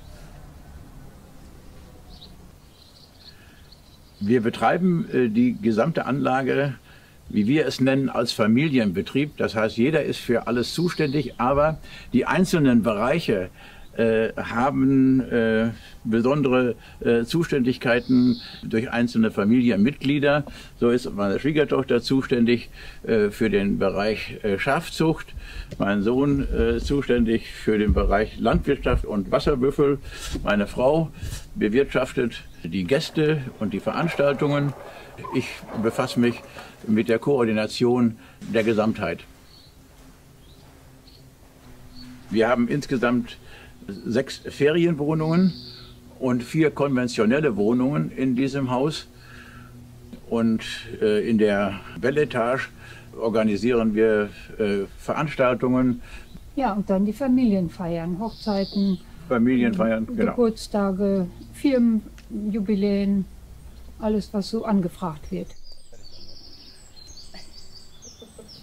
Die Brennerei ist das zentrale Gebäude auf dem Wirtschaftshof. Wir haben diese Brennerei vor einigen Jahren saniert, haben uns das lange nicht getraut, weil sie sehr baufällig war. Das Gebäude selbst ist eine Brennerei gewesen. Da hat man früher aus Kartoffeln Rohsprit, also eigentlich Industriealkohol, hergestellt. Das wird heute anders gemacht, in noch wieder anderen Gebäuden. Aber wir haben uns diesem Thema des Brennens irgendwie uns doch dafür interessiert und haben uns dann Brennereien angeguckt und haben dann gesagt, Mensch, was macht man am besten aus einer Brennerei? Vielleicht ist es doch eine Brennerei. Und haben so das Gebäude auch dahingehend hergerichtet, haben dann vor einigen Jahren angefangen, Spirituosen herzustellen und die hier regional auch zu vermarkten. Wir züchten rauwolliges pommersches Landschaft im Herdbuch seit 2009, haben die ursprünglich angeschafft, um den Landschaftspark zu pflegen, da wir gemerkt haben, dass das eigentlich ein Kulturgut ist. Solche alten Rassen zu halten und sie auch einzusetzen, macht es mir sehr viel Freude, dass wir auch mittlerweile weitere Naturschutzflächen bewirtschaften können. Wir haben etwa 200 Schafe, davon sind etwa 130 Mutterschafe. Die Rasse hat eine sehr schöne spinnfähige Wolle in verschiedenen Grauschattierungen, von grau, graublau, blaugrau bis blau. Und das Tolle ist, wenn man so eine alten Rassen nutzt, kann man auch altes Handwerk unterstützen. Nachdem wir uns in die Thematik der Landschaftspflege mit der Bewirtschaftung des Parkes und den Schafen eigentlich so weit eingearbeitet hatten, hat sich dann noch ein weiterer Zweig in der Landwirtschaft ergeben. Und zwar ist hier ganz im Prinzip direkt im Anschluss an den Park ein großes Renaturierungsgebiet entstanden. Und das auch gepflegt werden sollte. An der Stelle ist das aber nichts mehr für Schafe gewesen, sondern das ist ein ideales Einsatzgebiet für Wasserbüffel. Die Wasserbüffelhaltung bei uns ist eine reine Muttertierhaltung. Und genauso wie bei den Schafen ist es so, dass wir auch bei den Wasserbüffeln alle Produkte über unseren Hofladen selbst vermarkten. Das sind im Wesentlichen Fleischprodukte, da kann aber auch mal ein Fell dazugehören. Hörner, alles was man sich so vorstellt. Wir freuen uns natürlich immer, wenn wir sehen, dass Besucher durch den Park spazieren und die Natur hier wahrnehmen, denn wir mähen den Park ja nicht nur für uns, sondern gerade auch für die Besucher. Und er ist öffentlich, das heißt, jeder kann jederzeit kommen. Ich hoffe, dass wir Ihr Interesse geweckt haben damit und wir können Sie in großer Zahl hier in Zukunft begrüßen. So, Zinso, just another very good example of how one family takes over a ruin or a haunted place, so to say, and turns it into a vital cosmos again. Very brilliant example, actually, and always nice to go there. The family really connects with the village people. We are now switching from the north of Vorpommern to the south of Vorpommern to our dear friend Heino von Schuckmann, who and some of his family members own Manor Battinstal, and yeah, let's see for ourselves.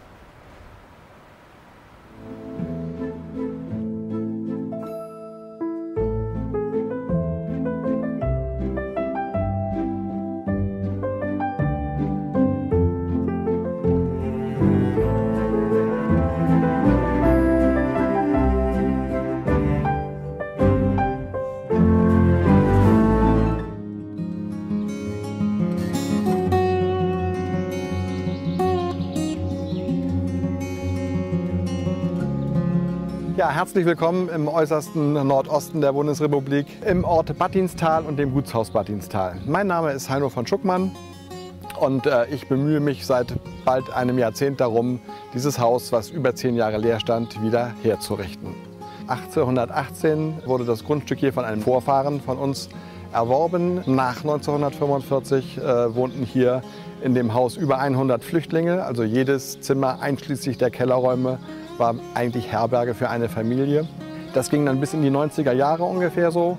Dann stand es 10 Jahre leer, bevor ein sehr rührender Denkmalinteressent versucht hat, mit wenig finanziellen Mitteln das erst einmal notzusichern, der dann aber gemerkt hat, dass es ihn überfordert. Und so kamen wir dann 2012 letztlich in den Besitz.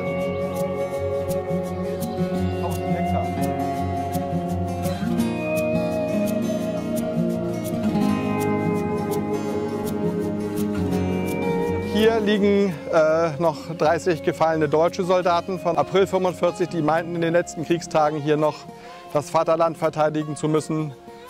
Und zum Teil sind es wohl auch Soldaten gewesen, die da drüben in der Gärtnerei, das war ein Lazarett, und auf der Flucht haben sie dann die nicht mehr transportfähigen Kameraden wohl auch erschossen und dann hier gelassen.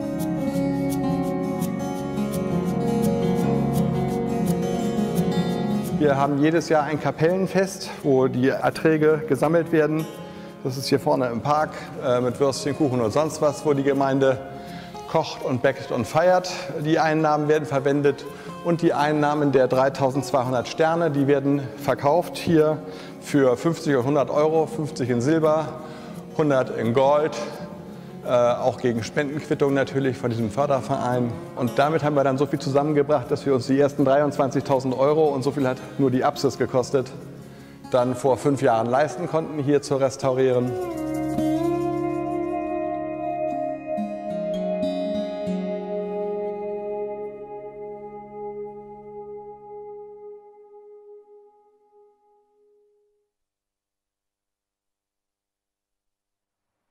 You know, Battinstal is just another example of how a manor can actually revive your life, because I've been talking to Heino von Schuckmann several times, and it's always fascinating to see how this house occupies his mind and how he has all these thoughts and tries to develop the place, and how about the heating, how about who takes care of it, how can we maintain the chapel. He actually married there last year, so it's always very exciting to see how people make up their minds about those places.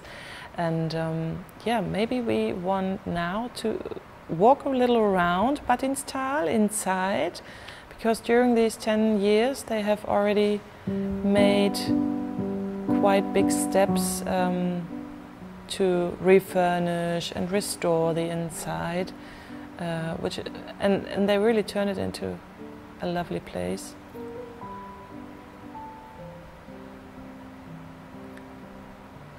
Here you can see the library.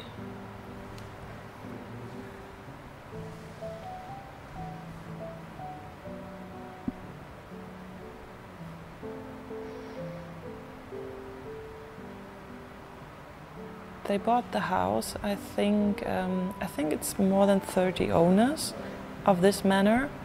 They're all related, but nevertheless, I imagine it's not always that easy to, you know, find a solution that suits everyone the same way. But as we can see here, they obviously cooperate very well, if you ask me. And yeah, you can actually rent this place if you want to. I think they have more than 10 bedrooms. So for a family function or a vacation with friends and children, there's enough space to hang out for a while and just, you know, enjoy a little retreat within the nature and these old bricks.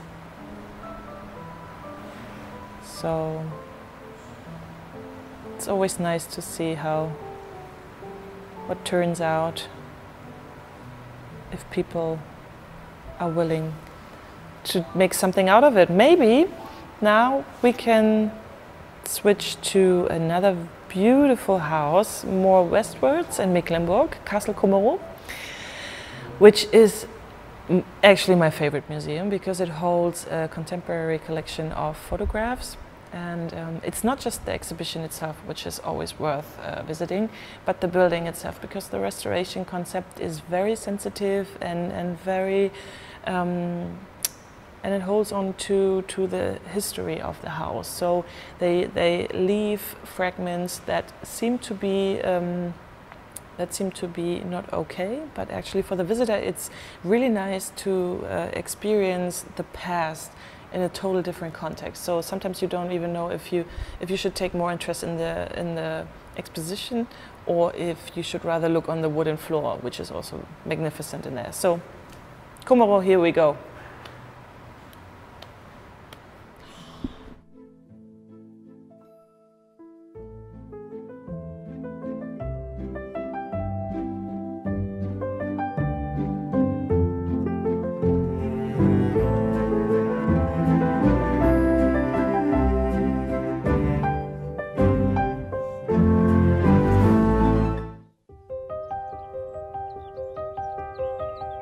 Schloss Kummerow was built around 1730 in the Baroque style.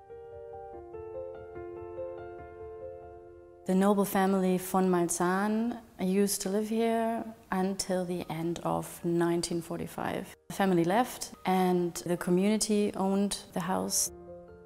It used to be a restaurant, primary school, secondary school. So there was always life in this house, which was good. After the fall of the wall, it had a couple of owners. Unfortunately, nothing happened. And around 2011, my father, my family, we bought this house. The entire ensemble is protected by the national heritage. When my father decided to rescue this building, he didn't have the plan to make it an exhibition space in the beginning. It was a process, and during the process he went through the house with lots of people, but especially artists. Him and the artists, they discovered that the house itself is actually a piece of art. All the traces you can see, the wall paintings, the patina, even like the windows and those little elements. My father could not destroy those traces of the history because it belongs to the house and it gives the house the personality. Everything that had to be replaced, he replaced. Everything else, he just tried his best to fixate it for the future and to keep it. So you have old and new coming together.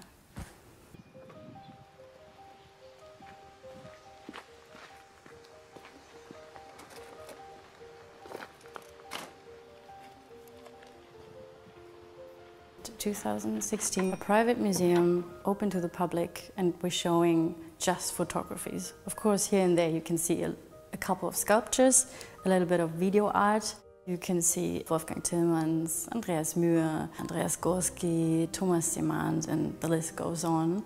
And also, very important, you can see pieces of art made by East German photographers. They took pictures in the East and were already renowned for their work, and nowadays there still are like Ute Mahler, Werner Mahler, Ulrich Wüst, but also Sibylle Bergemann. Those pictures from the East are not just pieces of art, they also have a close connection to this house because it is in East Germany, and to our family because we come from East Germany. My father bought those pictures always with a story. If he would be here, he could tell you to every piece a story why he thinks it should be here. I call it an emotional collection. We have visitors from all over the world. Most of them are people from Mecklenburg-Vorpommern. People coming here because it's an old castle or an old manor house. And then they're amazed by the art, and I would say they leave the house and they're art lovers. And then you have people coming here for the art, and they're amazed what the house is being renovated. Since the castle opened, people are moving to this village again, so it keeps the region alive as well. My father's vision, and also my vision, is to establish Schloss Kummerow as the center of culture in this region. We want the appreciation for art, but also the appreciation for such old buildings, and that other people see the beauty of this region. We see a lot of tourists and a lot of people interested in this region. The vision seems to be to fulfill itself sooner or later, which would make us very happy.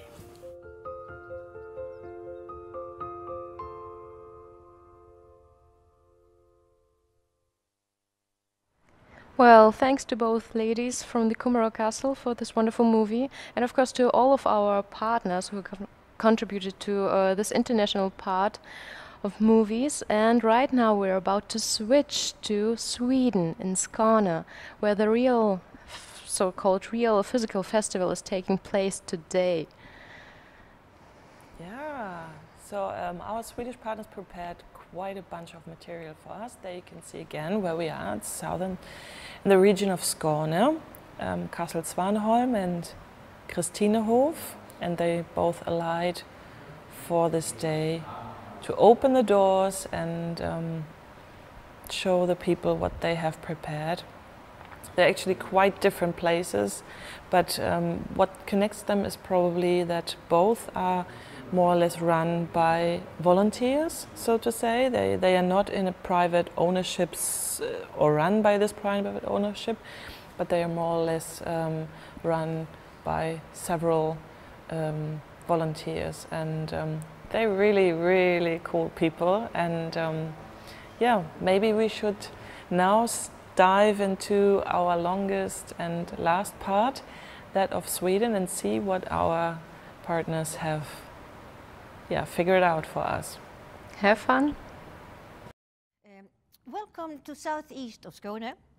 I'm the vice president of the Museum Association at Svanholms Castle, and my name is Gunni Blixen. And I am Mia Gröndahl, the president of the Cultural Association Christina Svenner at Christinehof Castle. Lovely to be here. Yes. And I must say, you have a wonderful dress. Tell me, Gunni, what is it? Well, this is the dress from this district. The peasantry people would wear these things, this outfit, when at festivity occasions. And it's like a blouse and a long dress.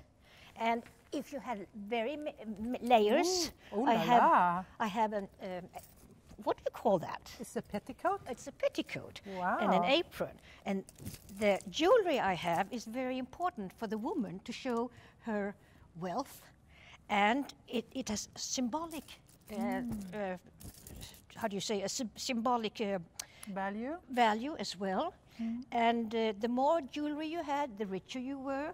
The more textile you had, the richer you were. So this outfit represents this area. And you can tell if I'm a married woman or I'm an unmarried woman by wearing this headdress. Lovely. Okay. And I'm only wearing my guide dress from Kristinehof. I can't compete with you. No. This is just a costume for fun. Anyhow. You look very well in it. Well, thank you. Aren't you going to comment on my wig? Very nice. Thank you, my dear. Listen, we are partners. Yes, that's correct. And we are wonderful partners, I think. And wonderful partners to all of you who will visit us. And we have a ticket that allows you to visit both Svaneholm and Kristinehof on the same ticket. And we are also inviting other castles to be partners with us. Correct. And this is the castle tour that we have worked out. How many castles are there? I believe we are 7 castles now in the castle tour. Yeah. And a monastery as well? Well, the monastery is included. Okay, fine. And this we intend, we hope it's going to be fun and interesting for people to come and do the castle tour of this area. Well, you can start either here at Svaneholm or you can start at Kristinehof. And then you take the whole tour visiting all the other 5 castles and monasteries.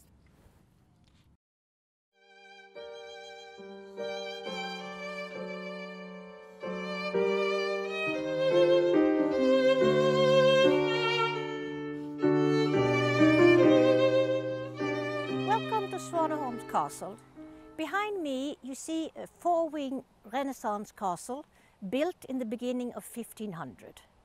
At the time, this part of Sweden belonged to Denmark. There was a civil war going on in Denmark between the king and the nobility.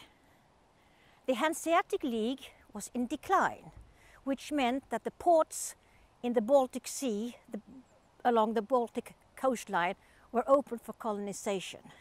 Pirates were harassing the coastline, and peasants were objecting against the higher tax burden. So the man who built this castle, he pulled down the old castle next to the church in Skurup and rebuilt this 4-wing Renaissance castle with a moat around it. If you look at this part of the building with the white frieze and the step gables, this is the oldest part. You can see the loopholes for far and close defense. This part was reconstructed in the late 1600, beginning of 1700. The man, Axel Gyllenstierna, had been out in Europe and was very impressed by the Baroque style. So he decided to extend the wing with 2 more blind floors. Another famous man residing at this castle was Rutger MacLean. He inherited the castle in the late 1700 and with 7,000 acres. And he is now over here in the park, sitting like a statue with his dog, looking at his castle.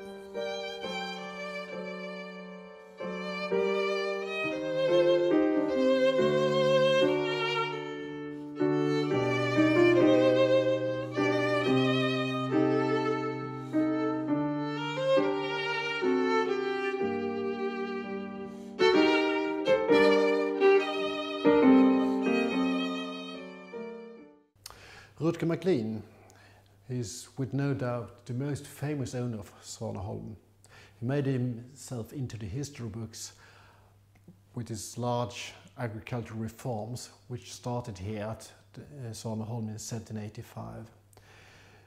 Rutger, he inherited Svaneholm in 1782 at the age of 40, and he immediately started these reforms with the help of a young surveyor called Gideon Wardman, who at the age of 22 came to MacLean's help. And it was a parcel reform.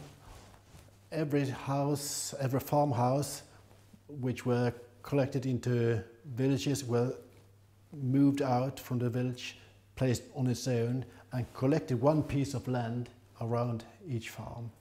This became a success.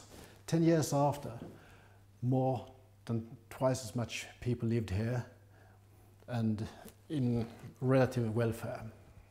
Rutger MacLean, he was never married, but there are some rumors about mistresses and maybe some childs and surroundings here, but he had no family.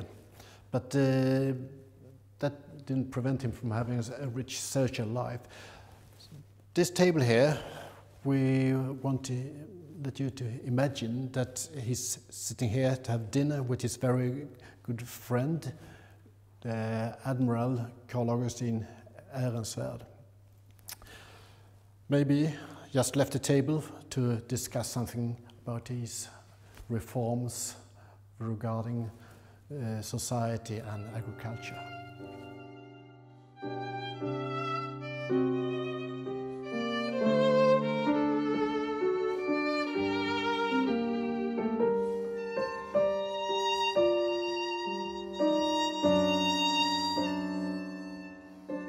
Right now we are in one of the rooms on the second floor of the castle, and behind me here on the big portrait of the last Count Carl Augustin Ehrensvärd. He and his wife, Eva is not here present, but this is her dress after she got married and went to Paris. She came back with a new fashion, with a tournure. They married early and had one son, but the son died, unfortunately, by a lung disease. So when they moved in here, this was Eva's birthplace. She was born in the castle, on the castle, and she loved this home very much. So when she grew older and married her husband, they bought the castle from her siblings and the mother. When they came in possession of the castle, the mother had turned 99 years old, and that meant that Eva was 70 and Carl Augustin was 80 years old. But they moved into the castle and started a bigger renovating the castle. A year later, he died. And of course, the whole place went into bankruptcy.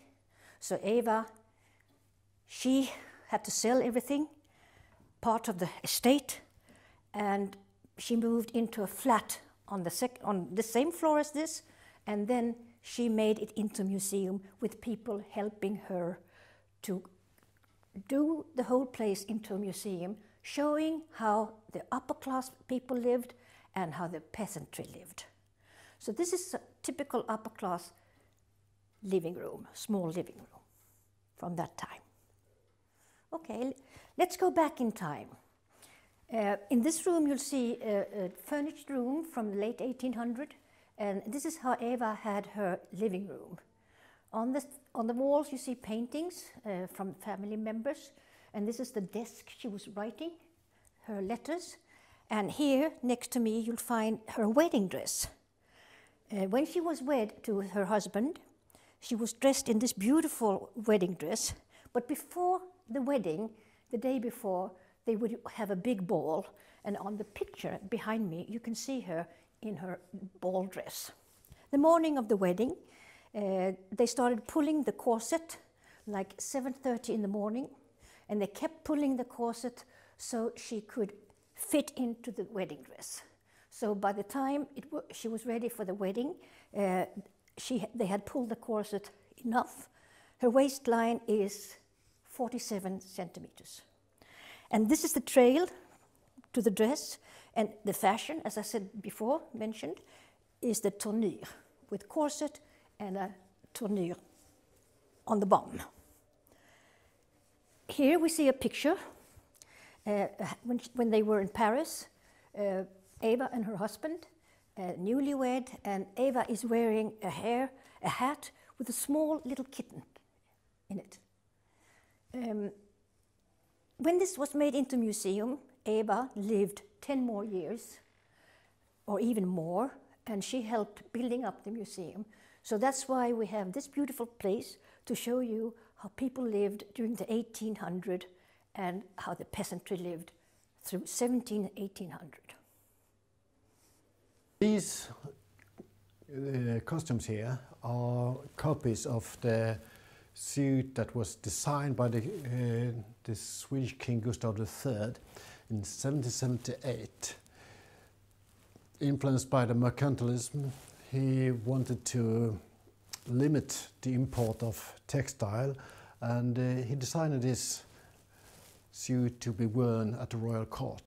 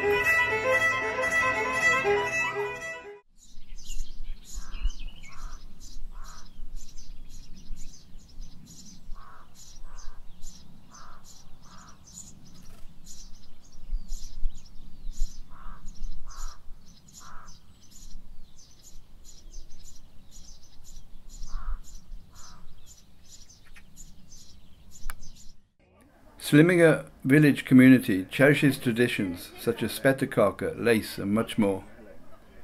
They have produced a number of brochures about the area and displayed its history with many pictures.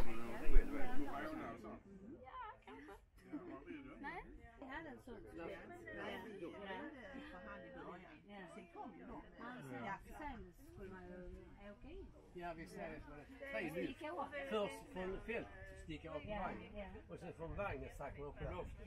Och sen på loftet ska man sticka upp. Ja. Och så ska man ha taklökar ovanför.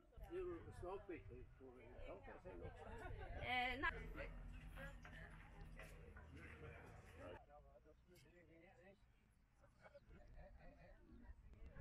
Dierbecks village community also showed the history of the area in various exhibits. During the year, they instigated various interesting lectures that have been well attended.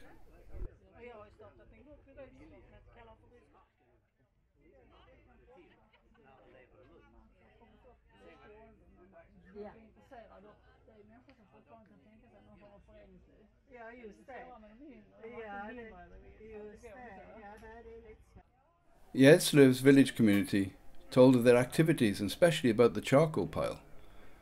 A charcoal pile is a way to convert wood into charcoal. The village community in Gärdslöv collects firewood from the forest, which is then laid up tightly. At the end you cover the charcoal with spruce twigs and then cover it with soil. Through high temperature the wood is converted to charcoal. That process takes 4 days. After that the charcoal pile is extinguished and allowed to cool for about 3 weeks.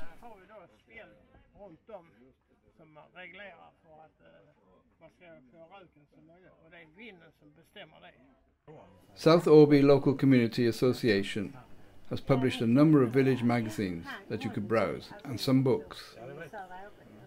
South Åby Local Community Association also manages a unique, well-preserved wooden mill from 1682.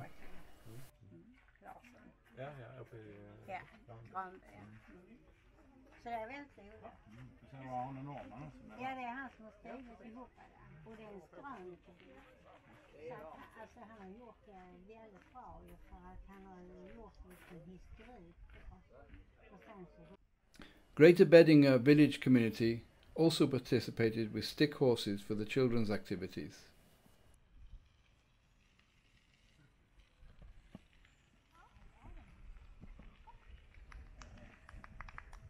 Together with the village communities, the castle's own associations also presented their activities.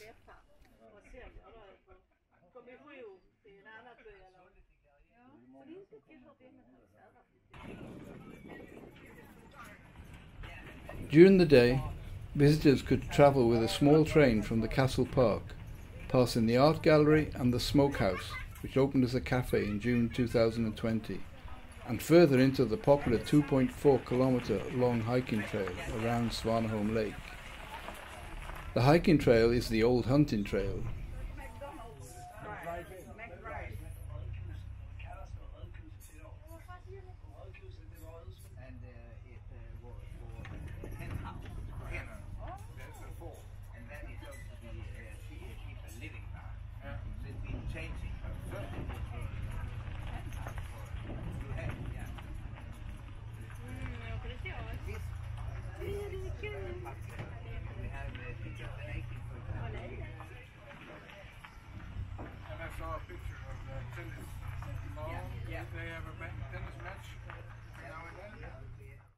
Drawing, painting and riding stick horses were popular activities during the festival.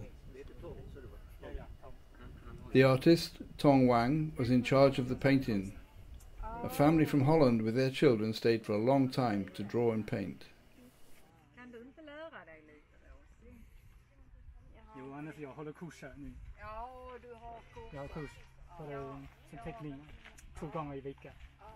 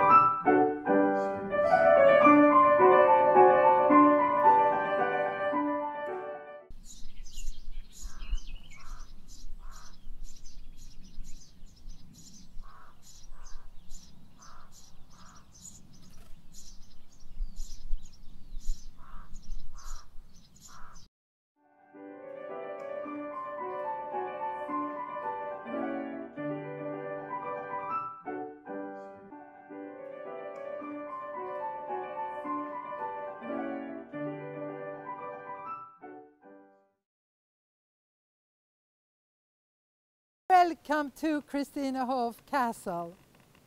Kristinehof, the beautiful castle that was built by Christina Pieper, the foremost entrepreneur in the Nordic countries in the early half of the 18th century.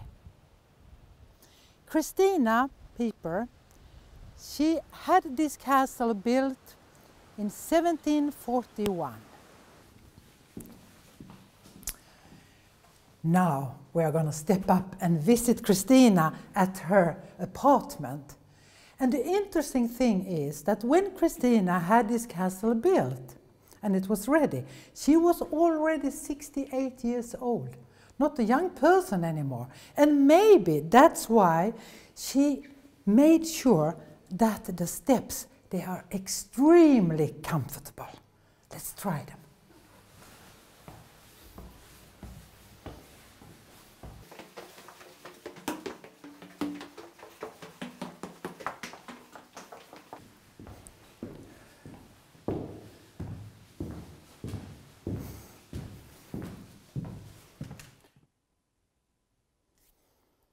I'm standing at the heart of the castle, in the dining room.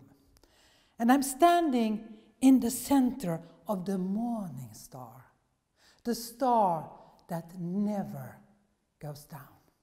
And I think this is what Christina thought about her business empire, that it would never disappear.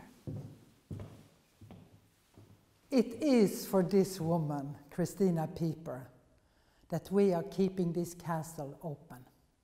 And we, when I say we, it is the Cultural Association Kristina's Vänner, the Friends of Christina. And why do we want to be her friend? Because she was such a successful businesswoman in the early half of the 18th century, a role model that we feel we should lift up and speak about. And all our exhibits and activities at the castle is to tell her story and many other women's stories, because we need these stories to understand our history and to be able to develop a future that is for all.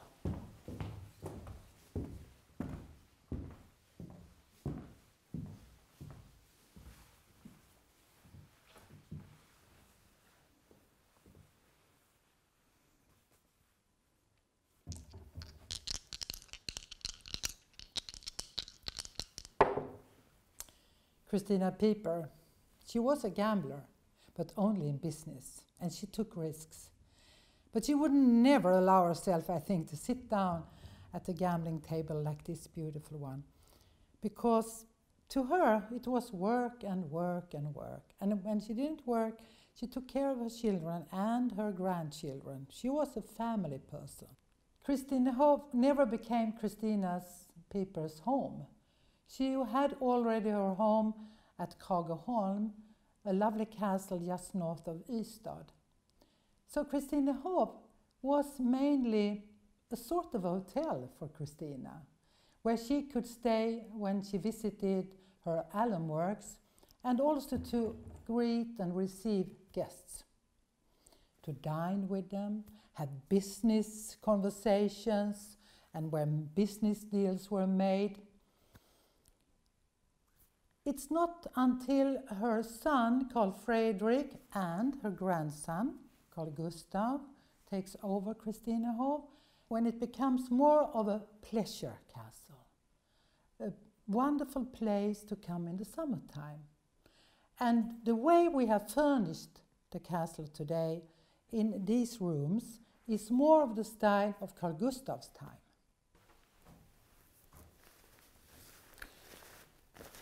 I think it's so fascinating just to think that Christina Pieper, she slept in this room. This is where she spent her nights when she was at Christinehof. And you may wonder, why is it all draped in black?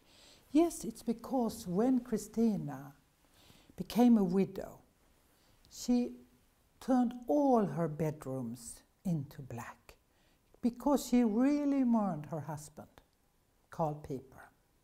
They had had an equal marriage with lots of respect, and I think also love for each other. What was it like to be Christina and to live in that period, in the early 18th century? This is what we always have in mind at Christinehof. We are trying to bring back Christina, and we are trying to bring life to Christinehof, so the visitors, they can feel something. It's not enough for us just to show furniture. Furniture is beautiful, but we want to bring life to the furniture. We want people to feel what it was like living in this castle.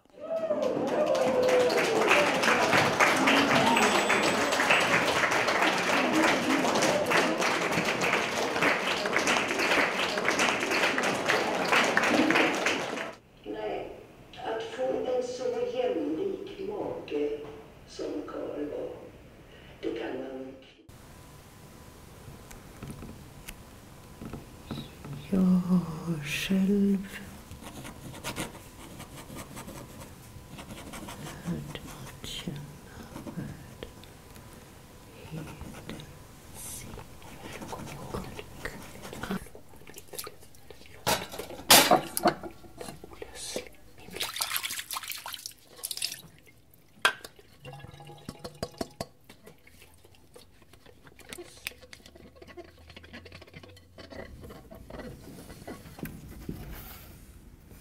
Welcome to the third floor.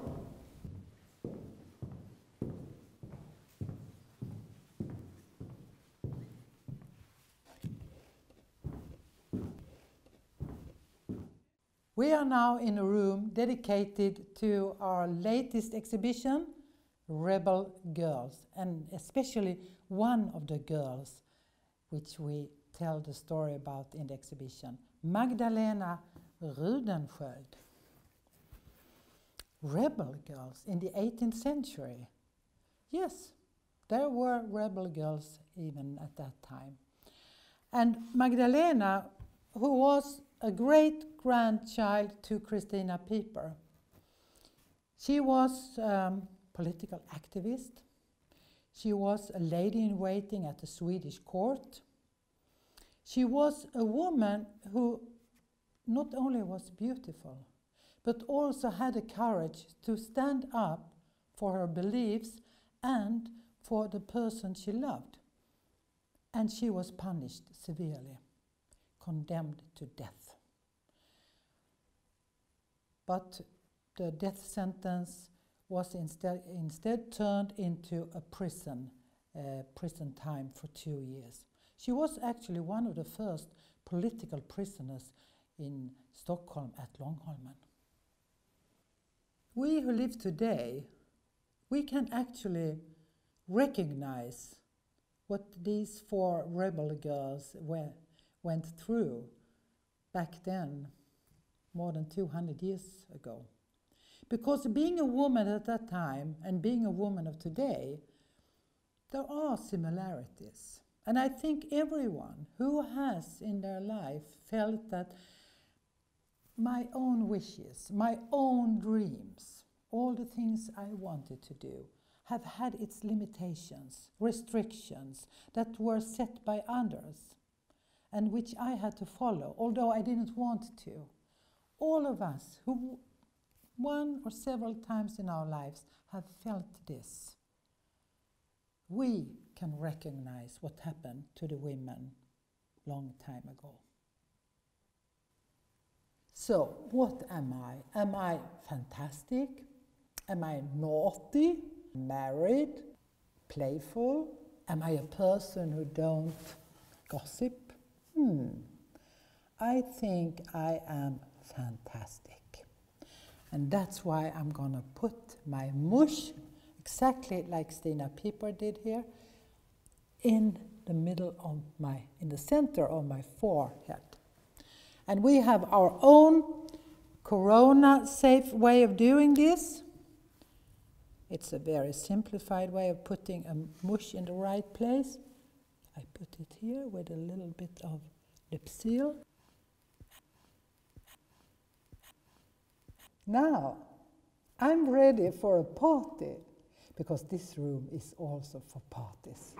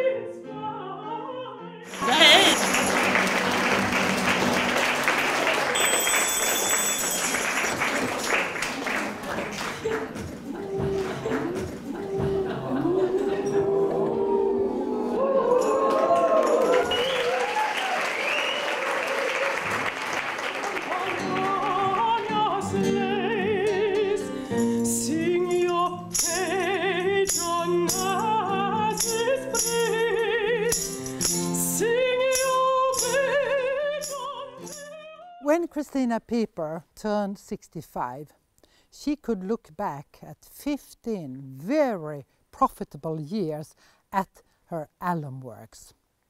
It had become the biggest industry, alum works industry in Scandinavia, and it had made her one of the richest women in Sweden. All due to this alum, the alum crystal. So she decided to build a new castle, and that was Christinehof. I'm walking along the sight line, and this sight line is actually stretching all the way down to the south, where Christina is residing permanently at Kragerholm, and to the north, through the forest, where she gets the timber to her alum works. This is her empire. Christinehof was built and ready to live in 1741. But Christina never moved here. She didn't leave Kragerholm.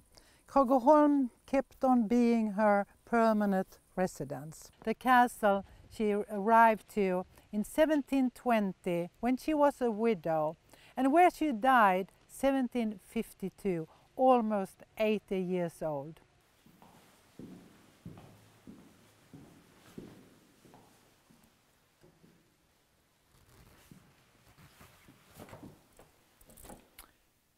What a lovely way to start your morning, to walk into such a beautiful chapel. And this is what Christina Pieper did each morning. She walked down the aisle like I do now, from her private rooms across the hall into this chapel that she had built.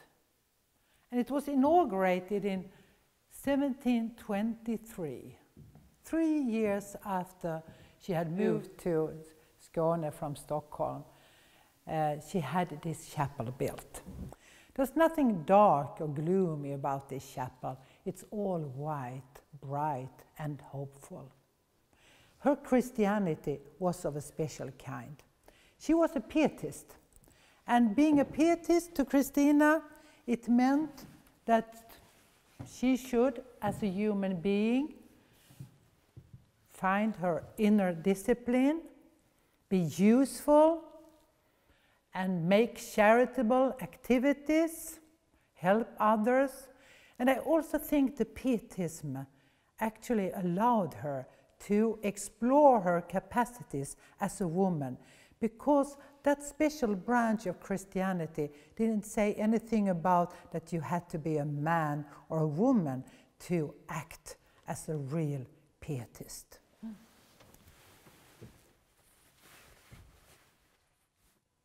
So this beautiful chapel was built by Nicodemus Tessin the Younger, and he is actually the chief architect for Christina for several of her buildings, and also for the renovation of Kragerholm.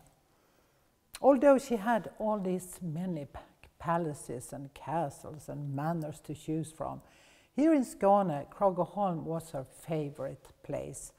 And although she built Christinehof much later in life, she kept on having Kragerholm as her permanent residence. And it's not difficult to understand why, because this is a very warm and in many ways a cozy place. And it's privately owned today, and visitors are not, it's not a public place for visitors, so I feel enormously grateful to be here today.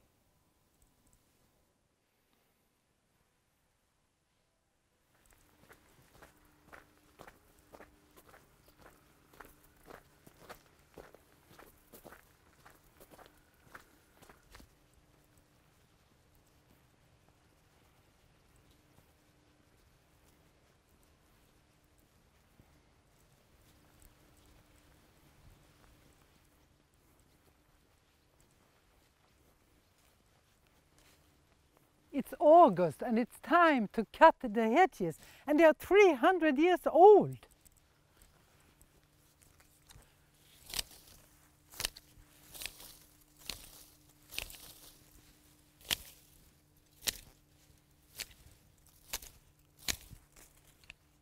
Christina Pieper, together with Hans Rammel, she was the foremost builder in Skåne at the 18th century. And together with her castles that she had built, she also established beautiful Baroque gardens. And Krageholm was one of the most beautiful.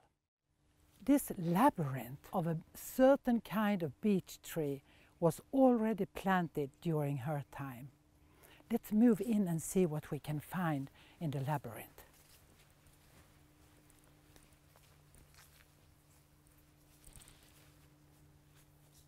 Wow, look at these.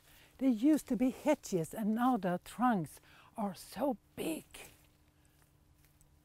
It's a fantastic labyrinth.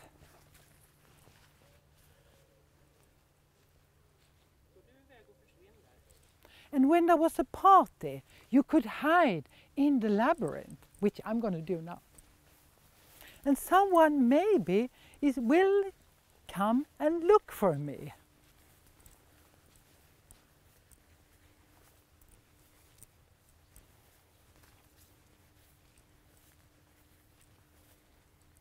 Ooh, where are everybody? Ooh.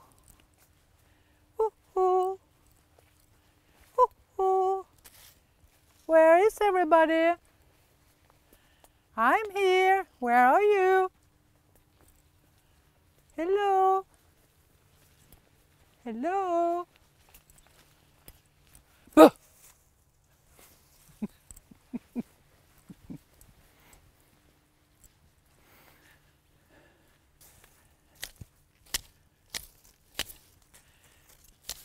You know, all this work that had to be done at a castle like this. I just can't imagine how many people who had been working here. It's something special to cut a hedge, a labyrinth that was planted 300 years ago. You feel humble to the people who planted it and all the people who have been taking care of them. So we can still enjoy a labyrinth that is 300 years old. It's fantastic.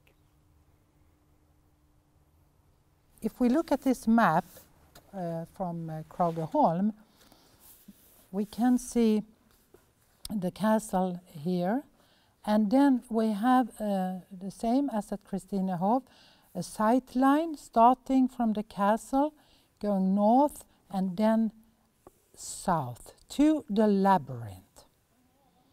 And this labyrinth was planted in Christina's lifetime. The whole garden was surrounded by arcades of chestnut trees, a tree that became very popular mid-18th century.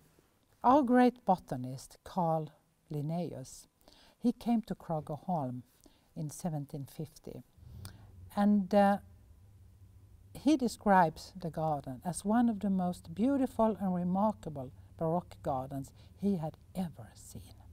So Christina Pieper established beautiful Baroque gardens at all her castles.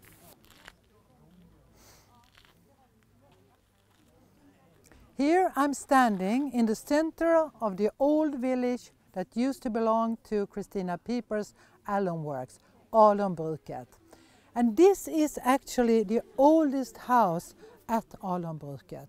Today, a very well visited coffee shop. There are still houses left at Alumbruket that actually dates back to the 18th century. Today they look very picturesque. They weren't that at Christina Pieper's time, for sure. This was a hard life to work at Alumbruket, the alum works. And it's almost unbelievable to think that 900 people lived here. When you compare it with Simrishamn, the village of Simrishamn, and well, it's actually a town, a small town today, but back then it was only 700 people living in Simrishamn.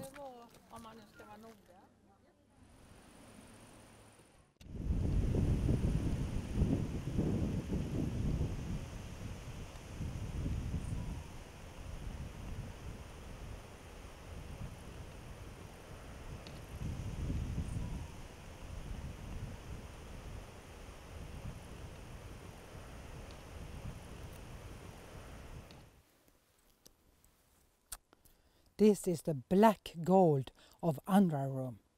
Black gold it was called because it was worth its weight in gold.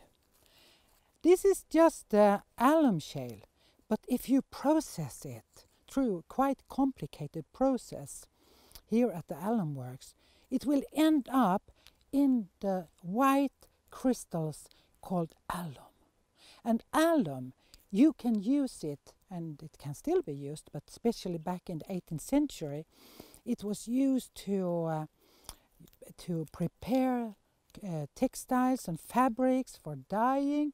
You could use it for your wounds and sores, and so many other useful things.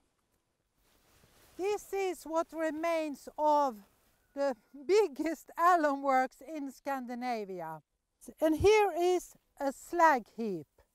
When the alum shale had been burnt in high fires, reaching up to 7 meters, standing here and there, the material, the slag from the fires, was rolled up in wheelbarrows on these steep hills by women and children, not older than 8-9 years old. Can you imagine a wheelbarrow going up this hill? I can hardly walk down the hill. It was an enormous, tiresome work.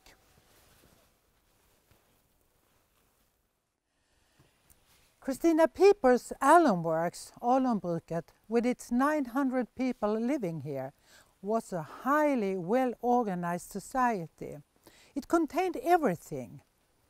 This warehouse was the place where people came to get their salary, not in money, but in goods to eat: rye, barley, corn, pork, herring. As well in Alumbruket, there was also a prison, a school, a hospital that Christina Pieper built to the old elderly women. So this almost overwhelming warehouse was built in 1741. And I can just imagine what it would be like, to come here, with your family. Maybe they were not starving, but it was, tough times to be a worker at the alum works, and to come here and be totally dependent on all the goods that were in this warehouse. And if your so-called salary didn't make it up to all the goods that you wanted and needed for your family, maybe you had a lot of children, you would end up in debt. And most of the people living at Alumbruket, they were in debt to Christina Pieper, which meant that you could never leave the place.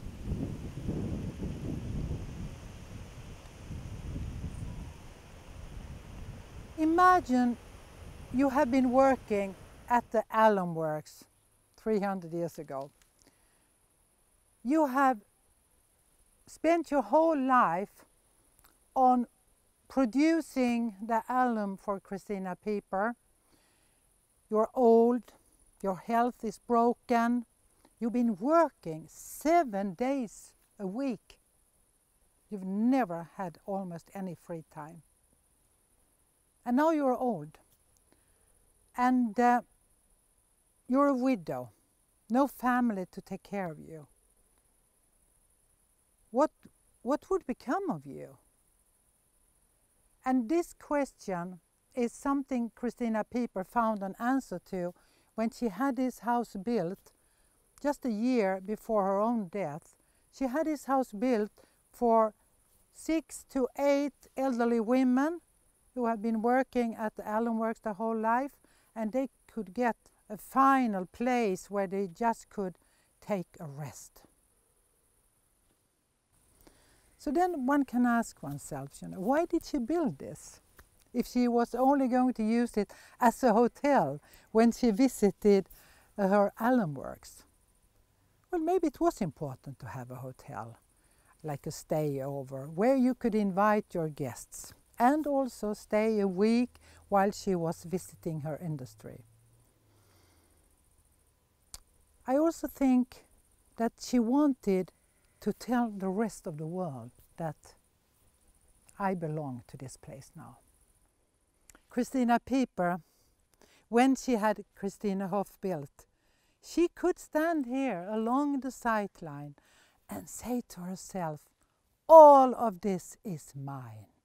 From Kragerholm in the south to Traneboda in the north, and with a huge wide circle around Christinehof. I have put my mark on it. I have built a castle. This is my place.